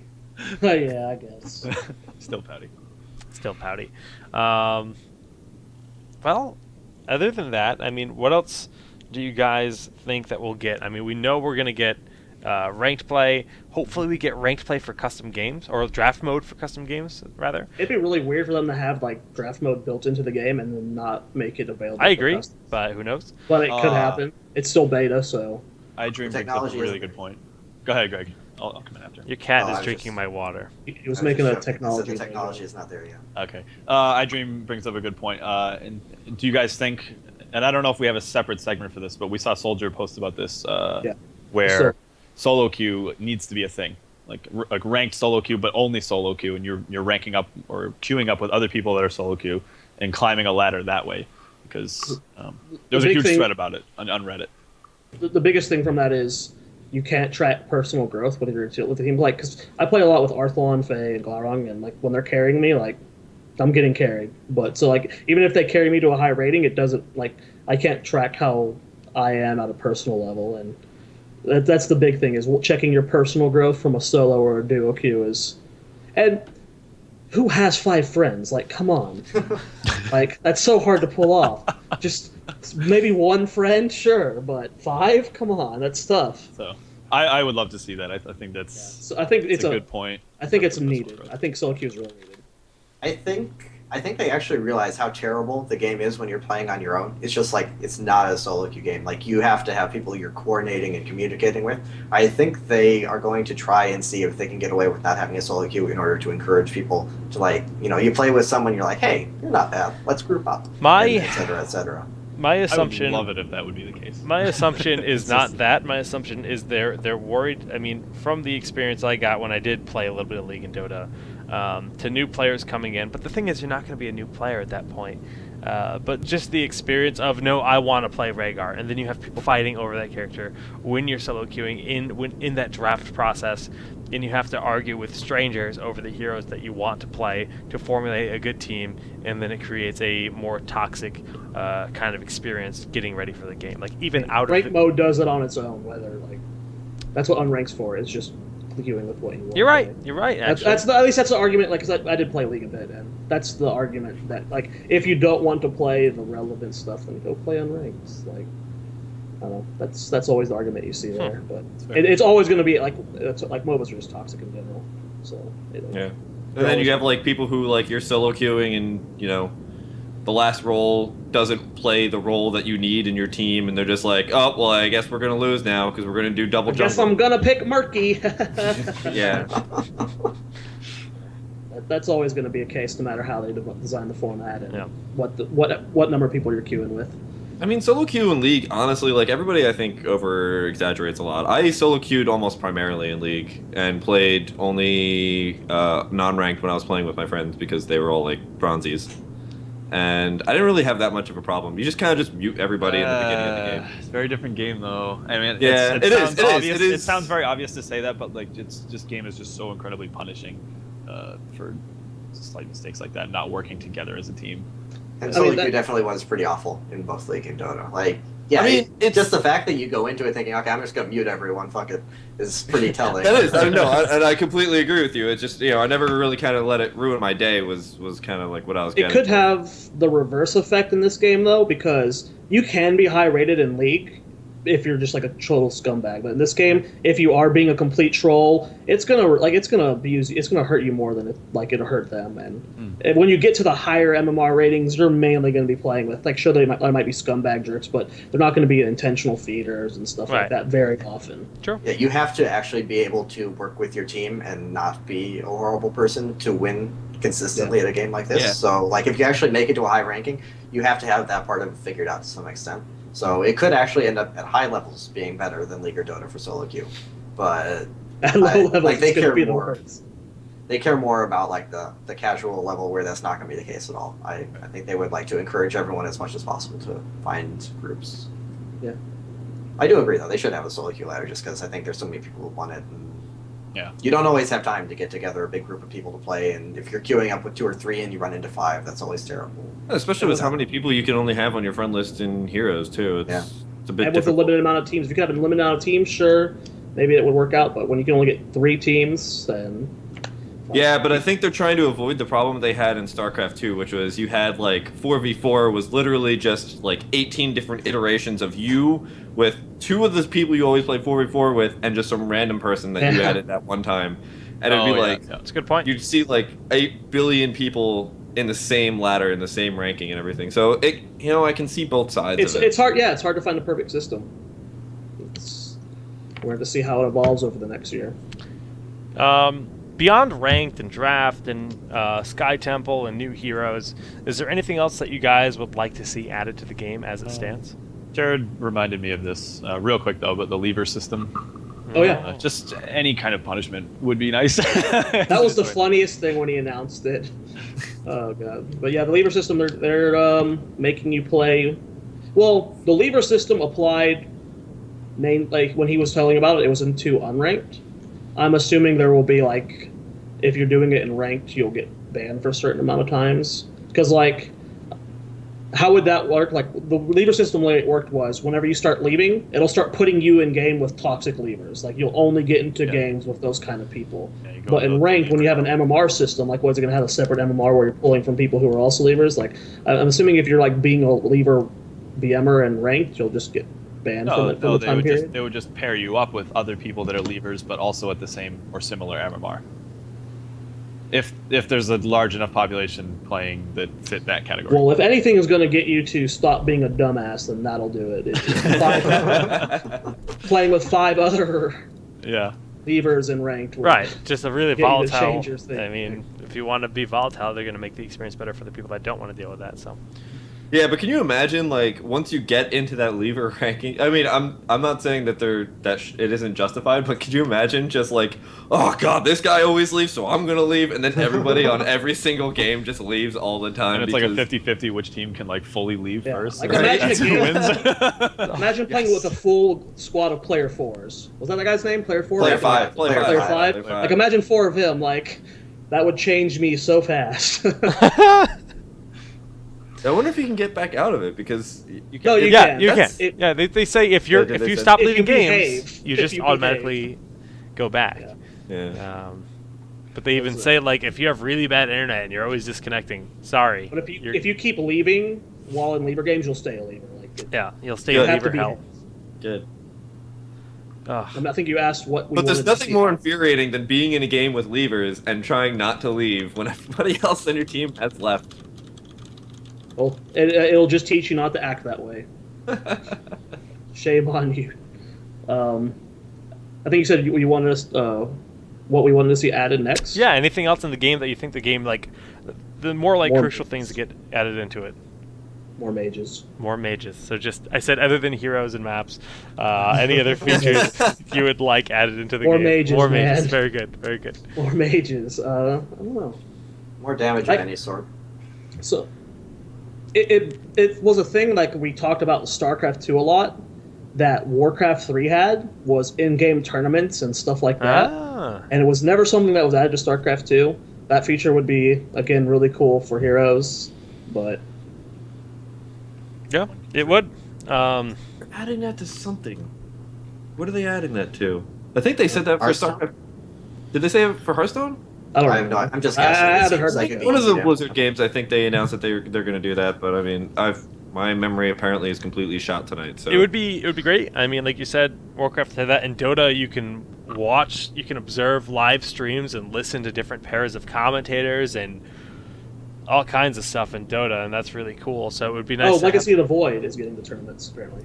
Oh, that's huge. And that's what I was thinking. It was like, I remember it's StarCraft, right? Okay, so if if StarCraft is getting that, then it seems quite likely that Heroes would get it, considering they're built on the same framework as far as we understand. All right, I'm gonna assume if I want, Mr. Engineer. I am gonna assume if I this want. Engineering talk we're getting from Kev again is Shakes his head. Jake. Just because you can't do it doesn't mean Blizzard can't. Well, speaking of new features, a guy named Ali, a good gentleman named Ali, has created a new user interface for Heroes of Storm. Now, he has a history in StarCraft, and again, using the same technology, he was able to figure it out for Heroes. I'm sure it was. I'm sure he had to do a lot of testing, and we're gonna just show you guys. If you guys haven't seen any of the tournaments, this is pretty much what the typical UI looks like. And typically, this is how we show talents. Typically, you hit tab, you can see all the information here. You go here, you look at the talents. Now, in my tournaments for a long time, I was using a second computer and a second observer client spot to use a capture card, like tons of gear, and just extra resources that I had to do to pull the heroics on the side. Well, Ali actually did that in the client, so now we can have heroics. You can see the red team, which is hit level 10, has that on the right hand side here, so you can look at that. That's really cool. And then all the information, all the talents and builds and stuff, you pull up right at the bottom of the screen, and then you can look at stats and stuff. So he has put forth a ton of work to really make this happen, and it's made the spectator experience and the casting experience a bajillion times better. I think Jared and Koopy would agree. Yes. And Kev, have you tried it yet, Kev? I haven't tried it yet. But he plans on releasing it to like everyone, and like you can target things, you can see HPs, Yeah, you can do lots of stuff like that. So like even just like normal players, like that just makes watching replays so much better. You want to look at a pack of giants to see at their health. You want to look at a whole thing of minions and stuff. You can look at all of that. If you want to check the resurgence timer for Uther, it'll show you that. You want to see how many bribe stacks Brightwing has, it will show you that. We can actually look right now. Oh look, he's got 40 charges. That means 2 bribes available. Like it's actually crazy at how much more information we're able to get. And I'm sure Blizzard will eventually update theirs, but we're in alpha. This is a guy in the community that went forth and stepped it up, and it's huge. So on that note, guys, if you want to support Ali so we can continue to improve it, that's his email at the bottom. That should be his PayPal account as well, right down here at the bottom of the screen. I'm wiggling around a little bit. So if you would like to support him, I really wanted to go out of my way to give him a shout out, because this tool is actually... It's fantastic. It makes everything so much better for us. It really does. So I'm going to leave that up there for a while. Again, Ali, AHLISC2, I believe, is his yes. Twitter. Is there 2? SC2. He worked on GameHeart, so he did work on GameHeart. That was one of the biggest things that's ever come out from StarCraft 2 that made pretty much everything in StarCraft 2 amazing. Yeah, WCS uses GameHeart now. WCS, officially backs GameHeart. I think it's now in the client too, if I remember correctly, or something like that. It's gotten a whole bunch of awesome recognition from Blizzard itself. Yeah. So I'm really happy to see somebody who even remotely worked on the project. I don't know how much his involvement was working for the Heroes as well, because it used to be a pain to hit tab. I mean, we would literally, Corey and I would avoid doing it pretty much at all costs, and that's why we developed our other stuff. But now Ali has done this, and it's so much better. So that's a new feature that's been added from our community alone, which is quite nice. Yeah, so huge props to that. It's incredible. So Jake, yes. Jake, can we go into our favorite segment of the entire show? Yeah, I think everything's wrapped up. I can't scream it, but I can do the dance. I just wanted to make sure everyone's good on everything else. You guys are all good for other topics, because the Ripperoni's good. Nothing else? No other points? No. Very good. Very good. Can we do it? No. I need a second. Production things. Come on, yeah. I can't do the scream, but I can do the dance. There's so much build up. There's so much build up. 4 weeks. I don't even know what segment we're talking about. Did we even do it at the holiday special? I was a little bit too rude to remember. All I remember from the holiday special is Jake saying Sylvanas is like Santa. I said Sylvanas is the embodiment of Christmas. Somebody sent me the exact quote. Sylvanas is Embodiment of the Christmas. embodiment of Christmas because she revives the dead, which brings happiness, which is exactly what Santa does. He gives presents, which brings It was happiness. the most Might be absurd one of thing I've the ever worst heard. analogies I've ever heard in my life. Thinking back on it. Chad, I think we need more emoticons. If you have emoticons, I'm seeing only it's a very bare amount of emoticons for the segment that's coming up right now. I have some guesses now. Can we do this already? Can we? Come on. Yeah, This is not on me. I don't know why. That production happened. Me too. I've actually lost. I've actually lost the graphic. So Move on without him. Screw it. Rip. Kubi's questions. Oh, you found the graphic, you liar! I just found it. I just Jared's found it. yeah, the dance. Okay, great. It doesn't start without Jared's dance. All right, so I was thinking about a question, and I don't know how I haven't come to this one before, but today's topic is EU versus NA. Ooh, it's a tough one. It's a tough one. All right. So first of all, I want to hear everyone's opinions on if you had to give a brief summary of what they do in each meta, because they're incredibly different right now. And in terms of how they approach the competitive scene, maps, heroes, what they choose, their playstyle, how they approach team fights, just have at it. I just want to hear draft? what you... Drafting, you can talk about drafting too, whatever. For the draft, they... Basically, with the team comps, they almost end up with what we do here. They just do it in a really weird way. They prioritize heroes that we don't. So, like, they'll end up getting close to the same compositions we have, just in a weirder way.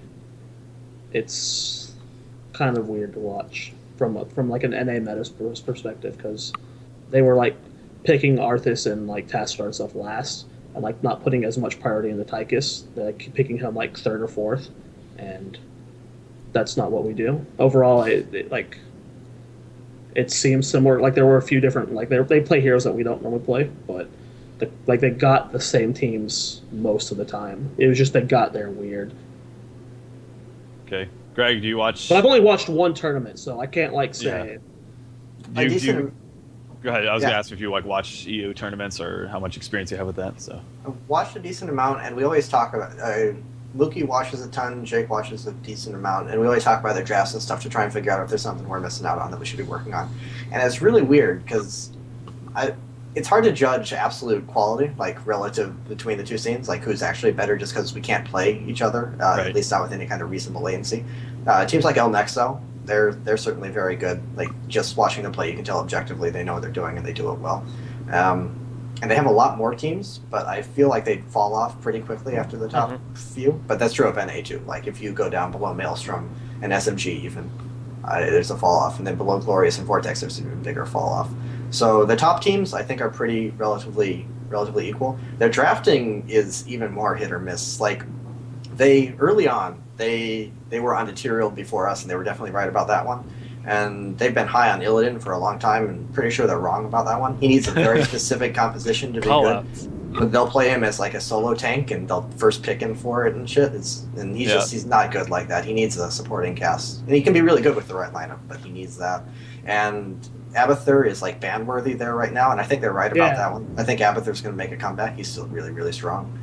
I don't know a few others, but it's just really weird some of the things that they think are high priority. They do. I was watching some of the VODs. And, I was just because I was trying to remember what was the weird pick, and I remember it was Game 2 of LNext versus My Insanity. They still pick Anubarak. Game 3 as well. They did a very Game 3 as well. I didn't watch the finals. That's the finals, right? I would suggest it. They were pretty. It was actually a pretty good series. But yeah, I mean, they're for the most part. I mean, most of the high priorities that we have high priority on, they do too. It's just their drafting. Like, it just kind of seems like where we put, exactly as everybody else has said, it's just kind of where we put things, they put below. I saw them run, I mean, I don't remember who it was, but double support a little bit too, but I think that was just primarily with the Illidan. Double support with Illidan is pretty legit. We've seen that, and we've seen triple tank with Rhaegar out of them during this patch as well. Two tank, was it two? No, it was triple tank, one support, and Vala auto attack build. I think. Oh, that was the executioner build. Yeah, we did see that happen. That was this past weekend, Saturday. That's an interesting one, because you will never see that here. So they had Arthas with Frozen Tempest, like you said, triple tank. Arthas, Stitches, and Muradin? Sounds right. And there might have been a chance. That would not be bad on a map like DK where triple resurgence is so powerful. That could be pretty okay.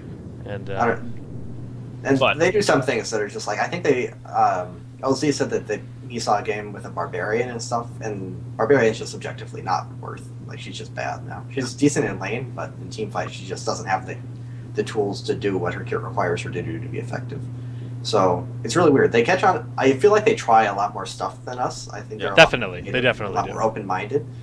But then they keep doing some things that are just bad, which makes me question, like, what's actually going on over there. I don't know. I would love it if we could play against them, just because I think, well, A, having more teams to play against would be great, and B, I want to see if some of this shit actually works, because it doesn't seem like it should.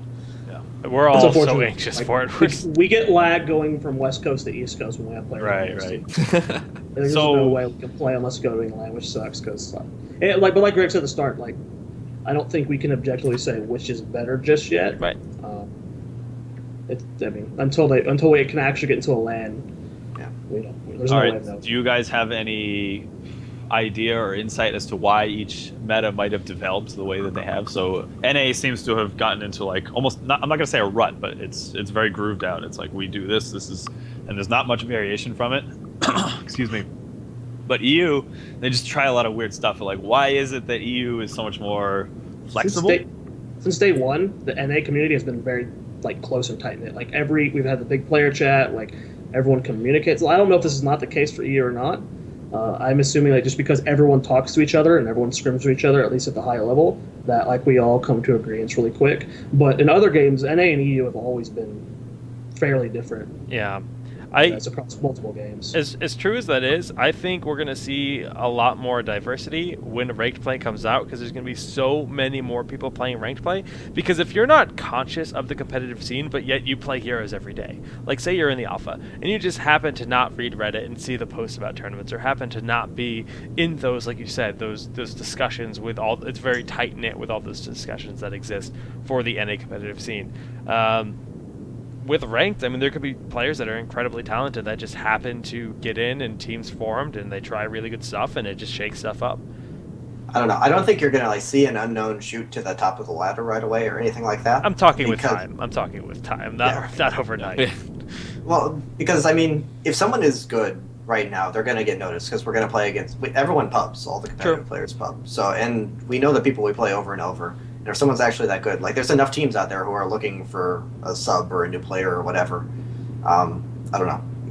The competitive scene isn't really as cut off as you kind of make it sound. Like, everyone's looking for good players because the player pool is so small right now. If you find someone really good and get them on your team, that's a big perk for you. So as the player base grows, as more people get into the beta, then things will expand. But I don't think just the existence of a ladder is going to change that much in terms of that. I think we're aware of the people who are good right now. I'm sure a bunch of, like, shitty 2K MMR players are sitting there like, no, I would really be good if I could play with you guys. No, you're not. You would be higher on the ladder if you were really to play against us. This is the most aggro show ever. I love it. Excellent. Okay. And as... Okay, no, I think that answered it's Scooby segment. Yeah, okay. All right. So, we sort of, if I had to summarize it, I would say NA favors very burst. Like, team fight engagements are just all about burst. Like, they very much favor assassins, and I would say the EU is more about tankiness and, like, sustainability fight. So they'll try to jump into a fight and really last as long as possible to wear the other team down.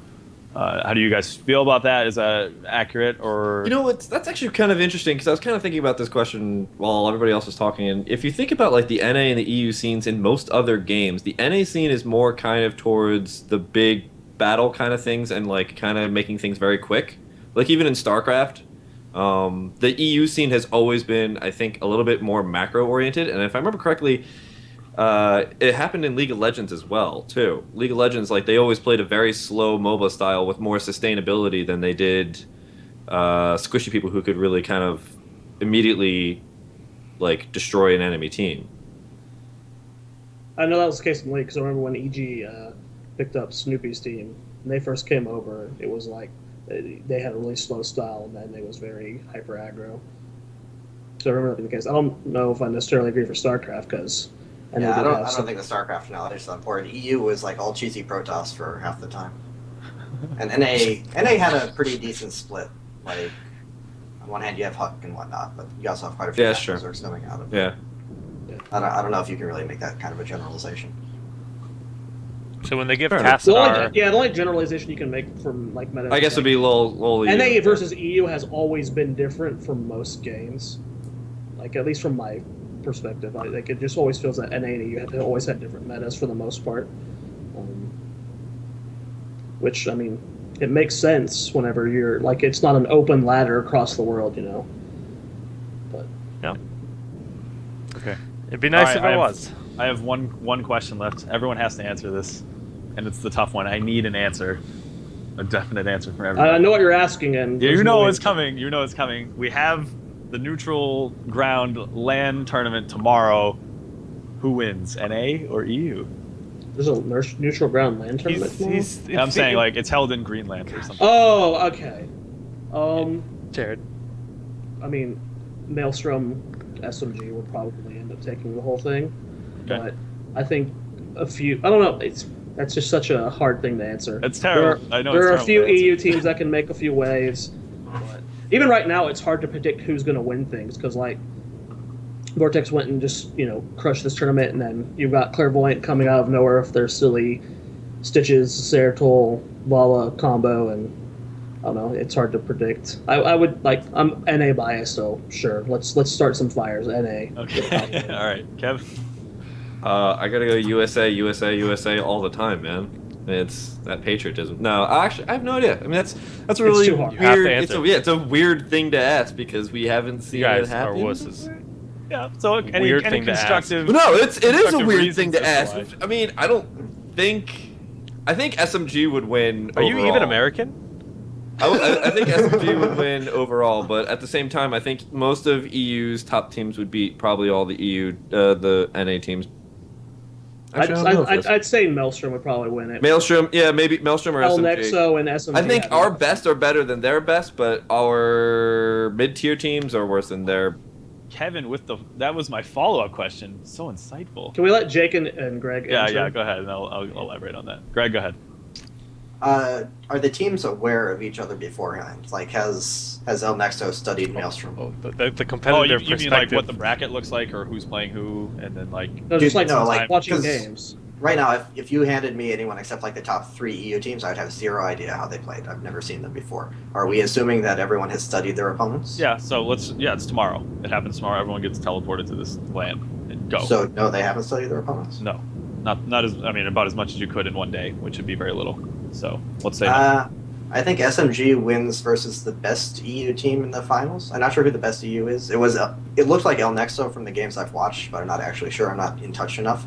But Maelstrom could win. Maelstrom's like super, like ultra ham aggressive, and that can catch you off guard. I don't think they are as good as SMG or the top EU teams, but they could definitely win on the back of EU teams not being at all prepared for that. But I think SMG would win overall. Okay, Jake. I really do think that the top European teams and top US teams are pretty darn even. The thing is I don't know that if Maelstrom would be as flexible against the different kind of compositions that EU has, that Symbio might be. So I think Symbio has a better chance. They are very reactionary. They adapt very well, in my opinion, and they seem to learn, and they have just more... They seem to have a wider hero pool. I might not be fully true saying that, but they play so many different heroes. They really Soldier do. and Arthur both heavily. Yeah. So from what I've at least seen, it seems like SMG has a pretty large hero pool. So was that 3 SMGs, 1 Maelstrom? I really think it's up in the air between El Nexo, because watching El Nexo this past weekend, like it's hard to give a I mean, as much as I said, are you even American? It's hard to give a definitive. Of course, I'm going to give that 51% SMG, but I really think El Nexo and MYI, they are really up there. And some of the other teams, I've seen good stuff. I've heard good things from Dignitas. We didn't even announce that Dignitas is actually a team now. Yeah, and Todd, true. A WCS caster for EU, former StarCraft 2 Protoss player, one of those cheesy Protoss, if maybe Greg would say, I don't know, is now playing on AAA. I believe it's AAA that he's playing on over in EU. So some cool stuff happening over there too. So more teams on the rise, but SMG is my vote. I'm an SMG fanboy. USA all the way. Thanks, Scooby, for like completely making the EU audience hate us right now. Appreciate it. No, actually, that's actually. I mean, that's why I was able to give the answer that I was, because actually Kaldor was talking about this on Sunday, and it was something that I agreed with Kaldor. Did he say something similar to that? Yeah, he pretty much was just like he thinks the best would beat the best in EU, possibly, but for the better part, he would probably win all the other matches. That was my follow-up question, was to ask, like, would that be the case for like one scene winning, and then overall the EU teams are better, but maybe our best are better than theirs? So it's certainly a possibility, and I am very much excited and looking forward to the day that we get to solve this. But until then, it's all speculation. So, on that note, DreamHack, MLG, oh, wait, what? ESL, all of you, I'm calling you all out to run a Heroes LAN. Be the first one to do it so we can find out, because we need the answers to Kubi's questions. That's the reason they hosted. That's it. That's the only answer. That's the only reason. Just to appease the Kubi. Yeah. So let's do a couple of viewer questions, or... Yes. Okay. So Scalarian asks, if you each had to live the rest of your lives as an animal, which animal would it be and why? Kubi knows his answer. Go, Kubi. He's getting it. Hold on. Yep. Okay, Jared? Panda. Us. Why? Pandas will just like sit around and eat all day, right? That's a good one. Yeah. They're just being in their lazy. They and- don't. They aren't they like? Don't they live in the mountains? But their Jared food wants source to is never get out of laid. the mountain? He wants to never get laid. Pandas like can't reproduce. What? I think that might They- just be in the zoo. They're just really apathetic. They're really apathetic about it, so he wouldn't care that he didn't get laid. Dude, why are we going so in depth with my choice? I just panda, man. Come on. There's no deeper thought. The pandas, whatever. Greg. I don't know. I can't think of a clever answer. Be a cat. I'll be lazy. I like lazy animals too. Kevo? Giraffe. Giraffe? Yeah, you would. Kevin's actually 7 feet tall, so this fits.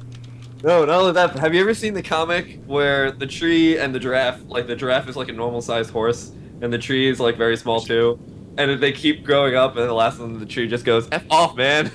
It's like the figured world's like this big, and the giraffe's neck is this long, and the tree's like out to here on the world. Figured you would have been a monkey. Every Why time do you you- pun, you're basically throwing poo at us. What a stretch. Good try, Jared. Kubis. That's right. Kubis picks the turtle. The I have no tortoise. reason. I just like The tortoise. Kubi It just is- you're wants right, to. It's a tortoise. Is it because you beat hair? Can we ask? Oh my god! I think that was probably one of the best puns I've ever made. That was a really good bald joke. I like it. Get it, chat, because he doesn't have hair. He's bald. Oh, that was so good! Once a show, Kev's good for that. Can we ask the Roderick question? That one was my favorite. Well, did I answer oh, yet? Jake, sorry. Jeez. He's thinking so. Now, Kubi, is it because you would like to swim around the ocean with a sweet shell? Is that your fantasy? Well, actually, these don't have. These guys don't go in the water. That's Learn your. Well, there are sea turtles. Yeah, those are turtles. don't need to go in the Say water. tortoise. Well, my Oh, that's a answer, tortoise. Okay. my answer is I would like to be a beautiful bear, a North American bear that roams around eating fish all day, and my inspiration is not only myself but this Twitter account, which is so very funny to me. I just linked it in chat. It's at _single_bear. I linked it in chat, and it makes me die. It's just life as a bear. He just tweets as if he's a bear all day, and it's so funny to me. So, yep, I would be a bear. So, Roger, a question up next. Oh, the Roger question. Sure, we can ask that. That's a thing we can ask. I mean, we already digged ourselves, Yeah, we've already shot fire at everyone else. I haven't even read it. Question for Idra. Why is Trixler so bad at Jaina? Oh my goodness. He can't play anything that. Well, actually, it's weird because Bruce's and tanks are pretty bad that too. where it just says he can't play anybody. Yeah, we'll just cut it out there. I was gonna say he can't play anyone without a big HP pool because he always goes ham. But like he doesn't like tanks and bruisers and stuff either. I don't know. It's really weird. he needs something that's like really elusive and mobile because he likes like his Brightwing and Blink Heal and stuff. He likes running around and being able to get him out and get himself out of shit. Jaina, if you get caught, you pretty much die, and he gets caught a lot, so doesn't work out so well. Fair enough. What else we got? There was actually a really good one. Should bruiser camps be buffed from Yordle boy? Holy crap, I can't talk. Why would they need to be buffed? Well, should they be buffed? Okay, well, should Tychus be buffed? Should ETC? That's a weird question. That's why should they be buffed? Weird question. Should the bruiser camp be buffed? Because right now They're the worst camps. they're the worst camps.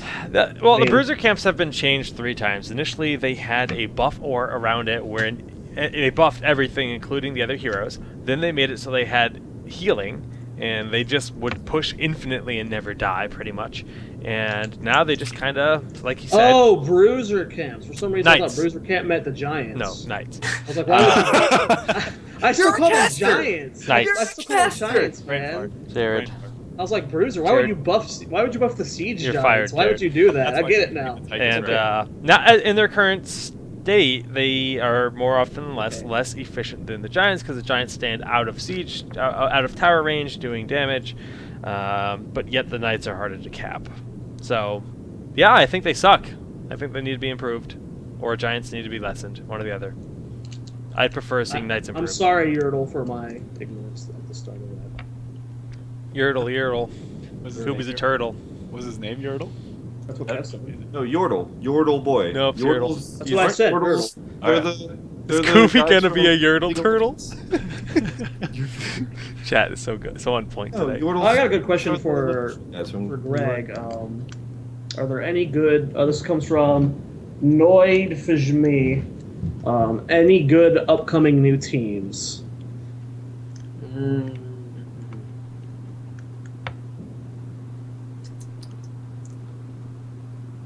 I don't know. I'm trying to think of anyone who's like people aren't aware of. Is there anyone that's like consistently really- playing right now, but on the verge of like maybe being like a getting up to like top 5-ish? I don't really think so. Not like to the extent that they would compete against, because there's a really big drop off after like the top 4 teams in NA. So getting up to that level, there's definitely no unknowns who are approaching that. Unknowns who like could have a good run in a tournament. I think the Heroes type team, if they can find, because they're still like their roster is in flux, but they have Suki and Hawkfu who have always put together really funky drafts. And so if they can get the right players together to execute those drafts, maybe that could be something. But most of the other teams that people wouldn't be aware of are just not very good, at least that I'm aware of. Can't disagree. I haven't even looked at the comments. Wasn't there one about pizza toppings? Yeah, but that one was silly. And what animal do you want to be for the rest of your life, long Wesley? Excuse me, that's a legit question. Shots fired. Once again. I think that's it. I don't see anything else I want to... Well, yeah, I mean, we're pretty much at the 2-hour mark.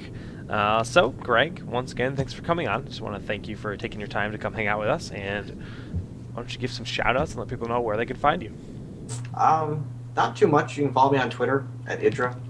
I don't really stream anymore. I just kind of don't have time with focusing on practicing in the team and whatnot. So, unfortunately, no stream, at least for the foreseeable future. Yeah, all of us have Twitters. I don't have everyone's off the top of my head, but you can follow us all, and you'll see us in the tournaments every weekend. That's pretty much the only thing you can actually watch right now. But come beta, I'm sure the game will be expanding. There'll be a lot more stuff, a lot more ways for us to interact with the community. And thanks you guys for having me on. Always a pleasure. Zoya, you got a new Twitter handle. Look at that. Yep, you guys can follow me over at Zoya_TV. Follow my stream. Been streaming again on twitch.tv/ZoyaTV. I am starting a new podcast with Dreadnought and ZPS.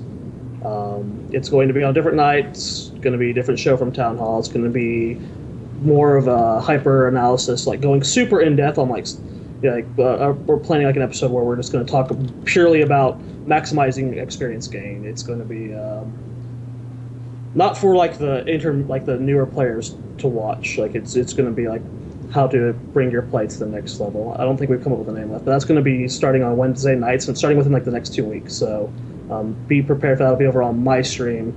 Follow me on Twitter or Twitch, and you can find out more about that. I think that's it for my shoutouts. Yeah. Kevo. Follow us on Facebook. Oh yeah, we do have I always forget about Facebook. We have Facebook, yeah. Yeah, follow the Town Hall Heroes on Facebook. Follow us on Twitter, of course, twitter.com/townhallheroes. We have an RSS feed, we have an iTunes, we have other stuff, so that's all cool. So follow us all there. I have my YouTube, youtube.com/sham2. As I was saying before, apparently I got even tweets when I didn't put up videos during the holidays that people were upset. So apparently people like my videos. I wasn't aware of that. So that's cool. So yeah, I'll be putting out another one, I guess, tomorrow, and that's going to be for this week's free week. I think it's going to be either ETC or Lili. So that should be pretty interesting. And yeah, and then just follow me at twitter.com/sham2 or mlg.tv/sham2, where I stream occasionally, normally Friday nights. This has been weirdly enough. So yeah, that's all about for me. Kubis. Ooh. Yeah, I apologize for showing up late again, guys. My bad. You guys can follow me at twitter.com/thekubi, and I'm usually casting on the weekends through our super awesome studio here that we're slowly developing, me and Jake are. Slowly. But yes, slow. It is a slow process. But yeah, you guys can follow me there. And like I said, I'm usually casting. And I am sometimes playing on these guys' streams. I don't stream myself, but either Jake's stream or Kevin's stream. If Jared liked me enough, I would be on his stream, but I'm getting a no from him, so I'll never be there. But that's it for me. Well, as always, thanks for tuning in to Town Hall. And I just want to give another shout out to Ali once again. Guys, if you would like to donate to him, that is his PayPal on the screen. Ali is the guy that created this new UI that you're seeing for all your tournaments, whether it be a cast from me, cast from Zoya, a cast from Kaldor. It's going to be on their stream. So it's all thanks to him, and any support you could give him. There's more things he wants to do for it, and I'm sure he would appreciate it. On that note, thanks to everyone that has followed and subscribed to the channel here. And the channel's young, honestly, and we've seen a lot of support already as Heroes continues to grow, and we plan to do a lot more. Kings of the Storm resuming pretty soon. Clairvoyance will be back up and running before long. Town Hall is finally back, and boys, it's good to be back. Yeah. Follow the YouTube. That's where the VODs will be. Follow me on Twitter, SolidJackGG, everywhere. Solid Jack Egg if you want to sway it that way. What do you mean sway it? That's how it is. Okay. Well, guys, that's going to do it here for Town Hall episode 45. One more week for beta. Next week will be the beta episode, so get ready for closed beta if you're not in yet. Hopefully you do get your chance to play some heroes. And until next time, Kevin's making hearts. That's Jared's thing. Oh, he's got that such good posture on his heart. That's like such a good heart. Jared, you got to step your game up. All right, guys. We'll see you next time.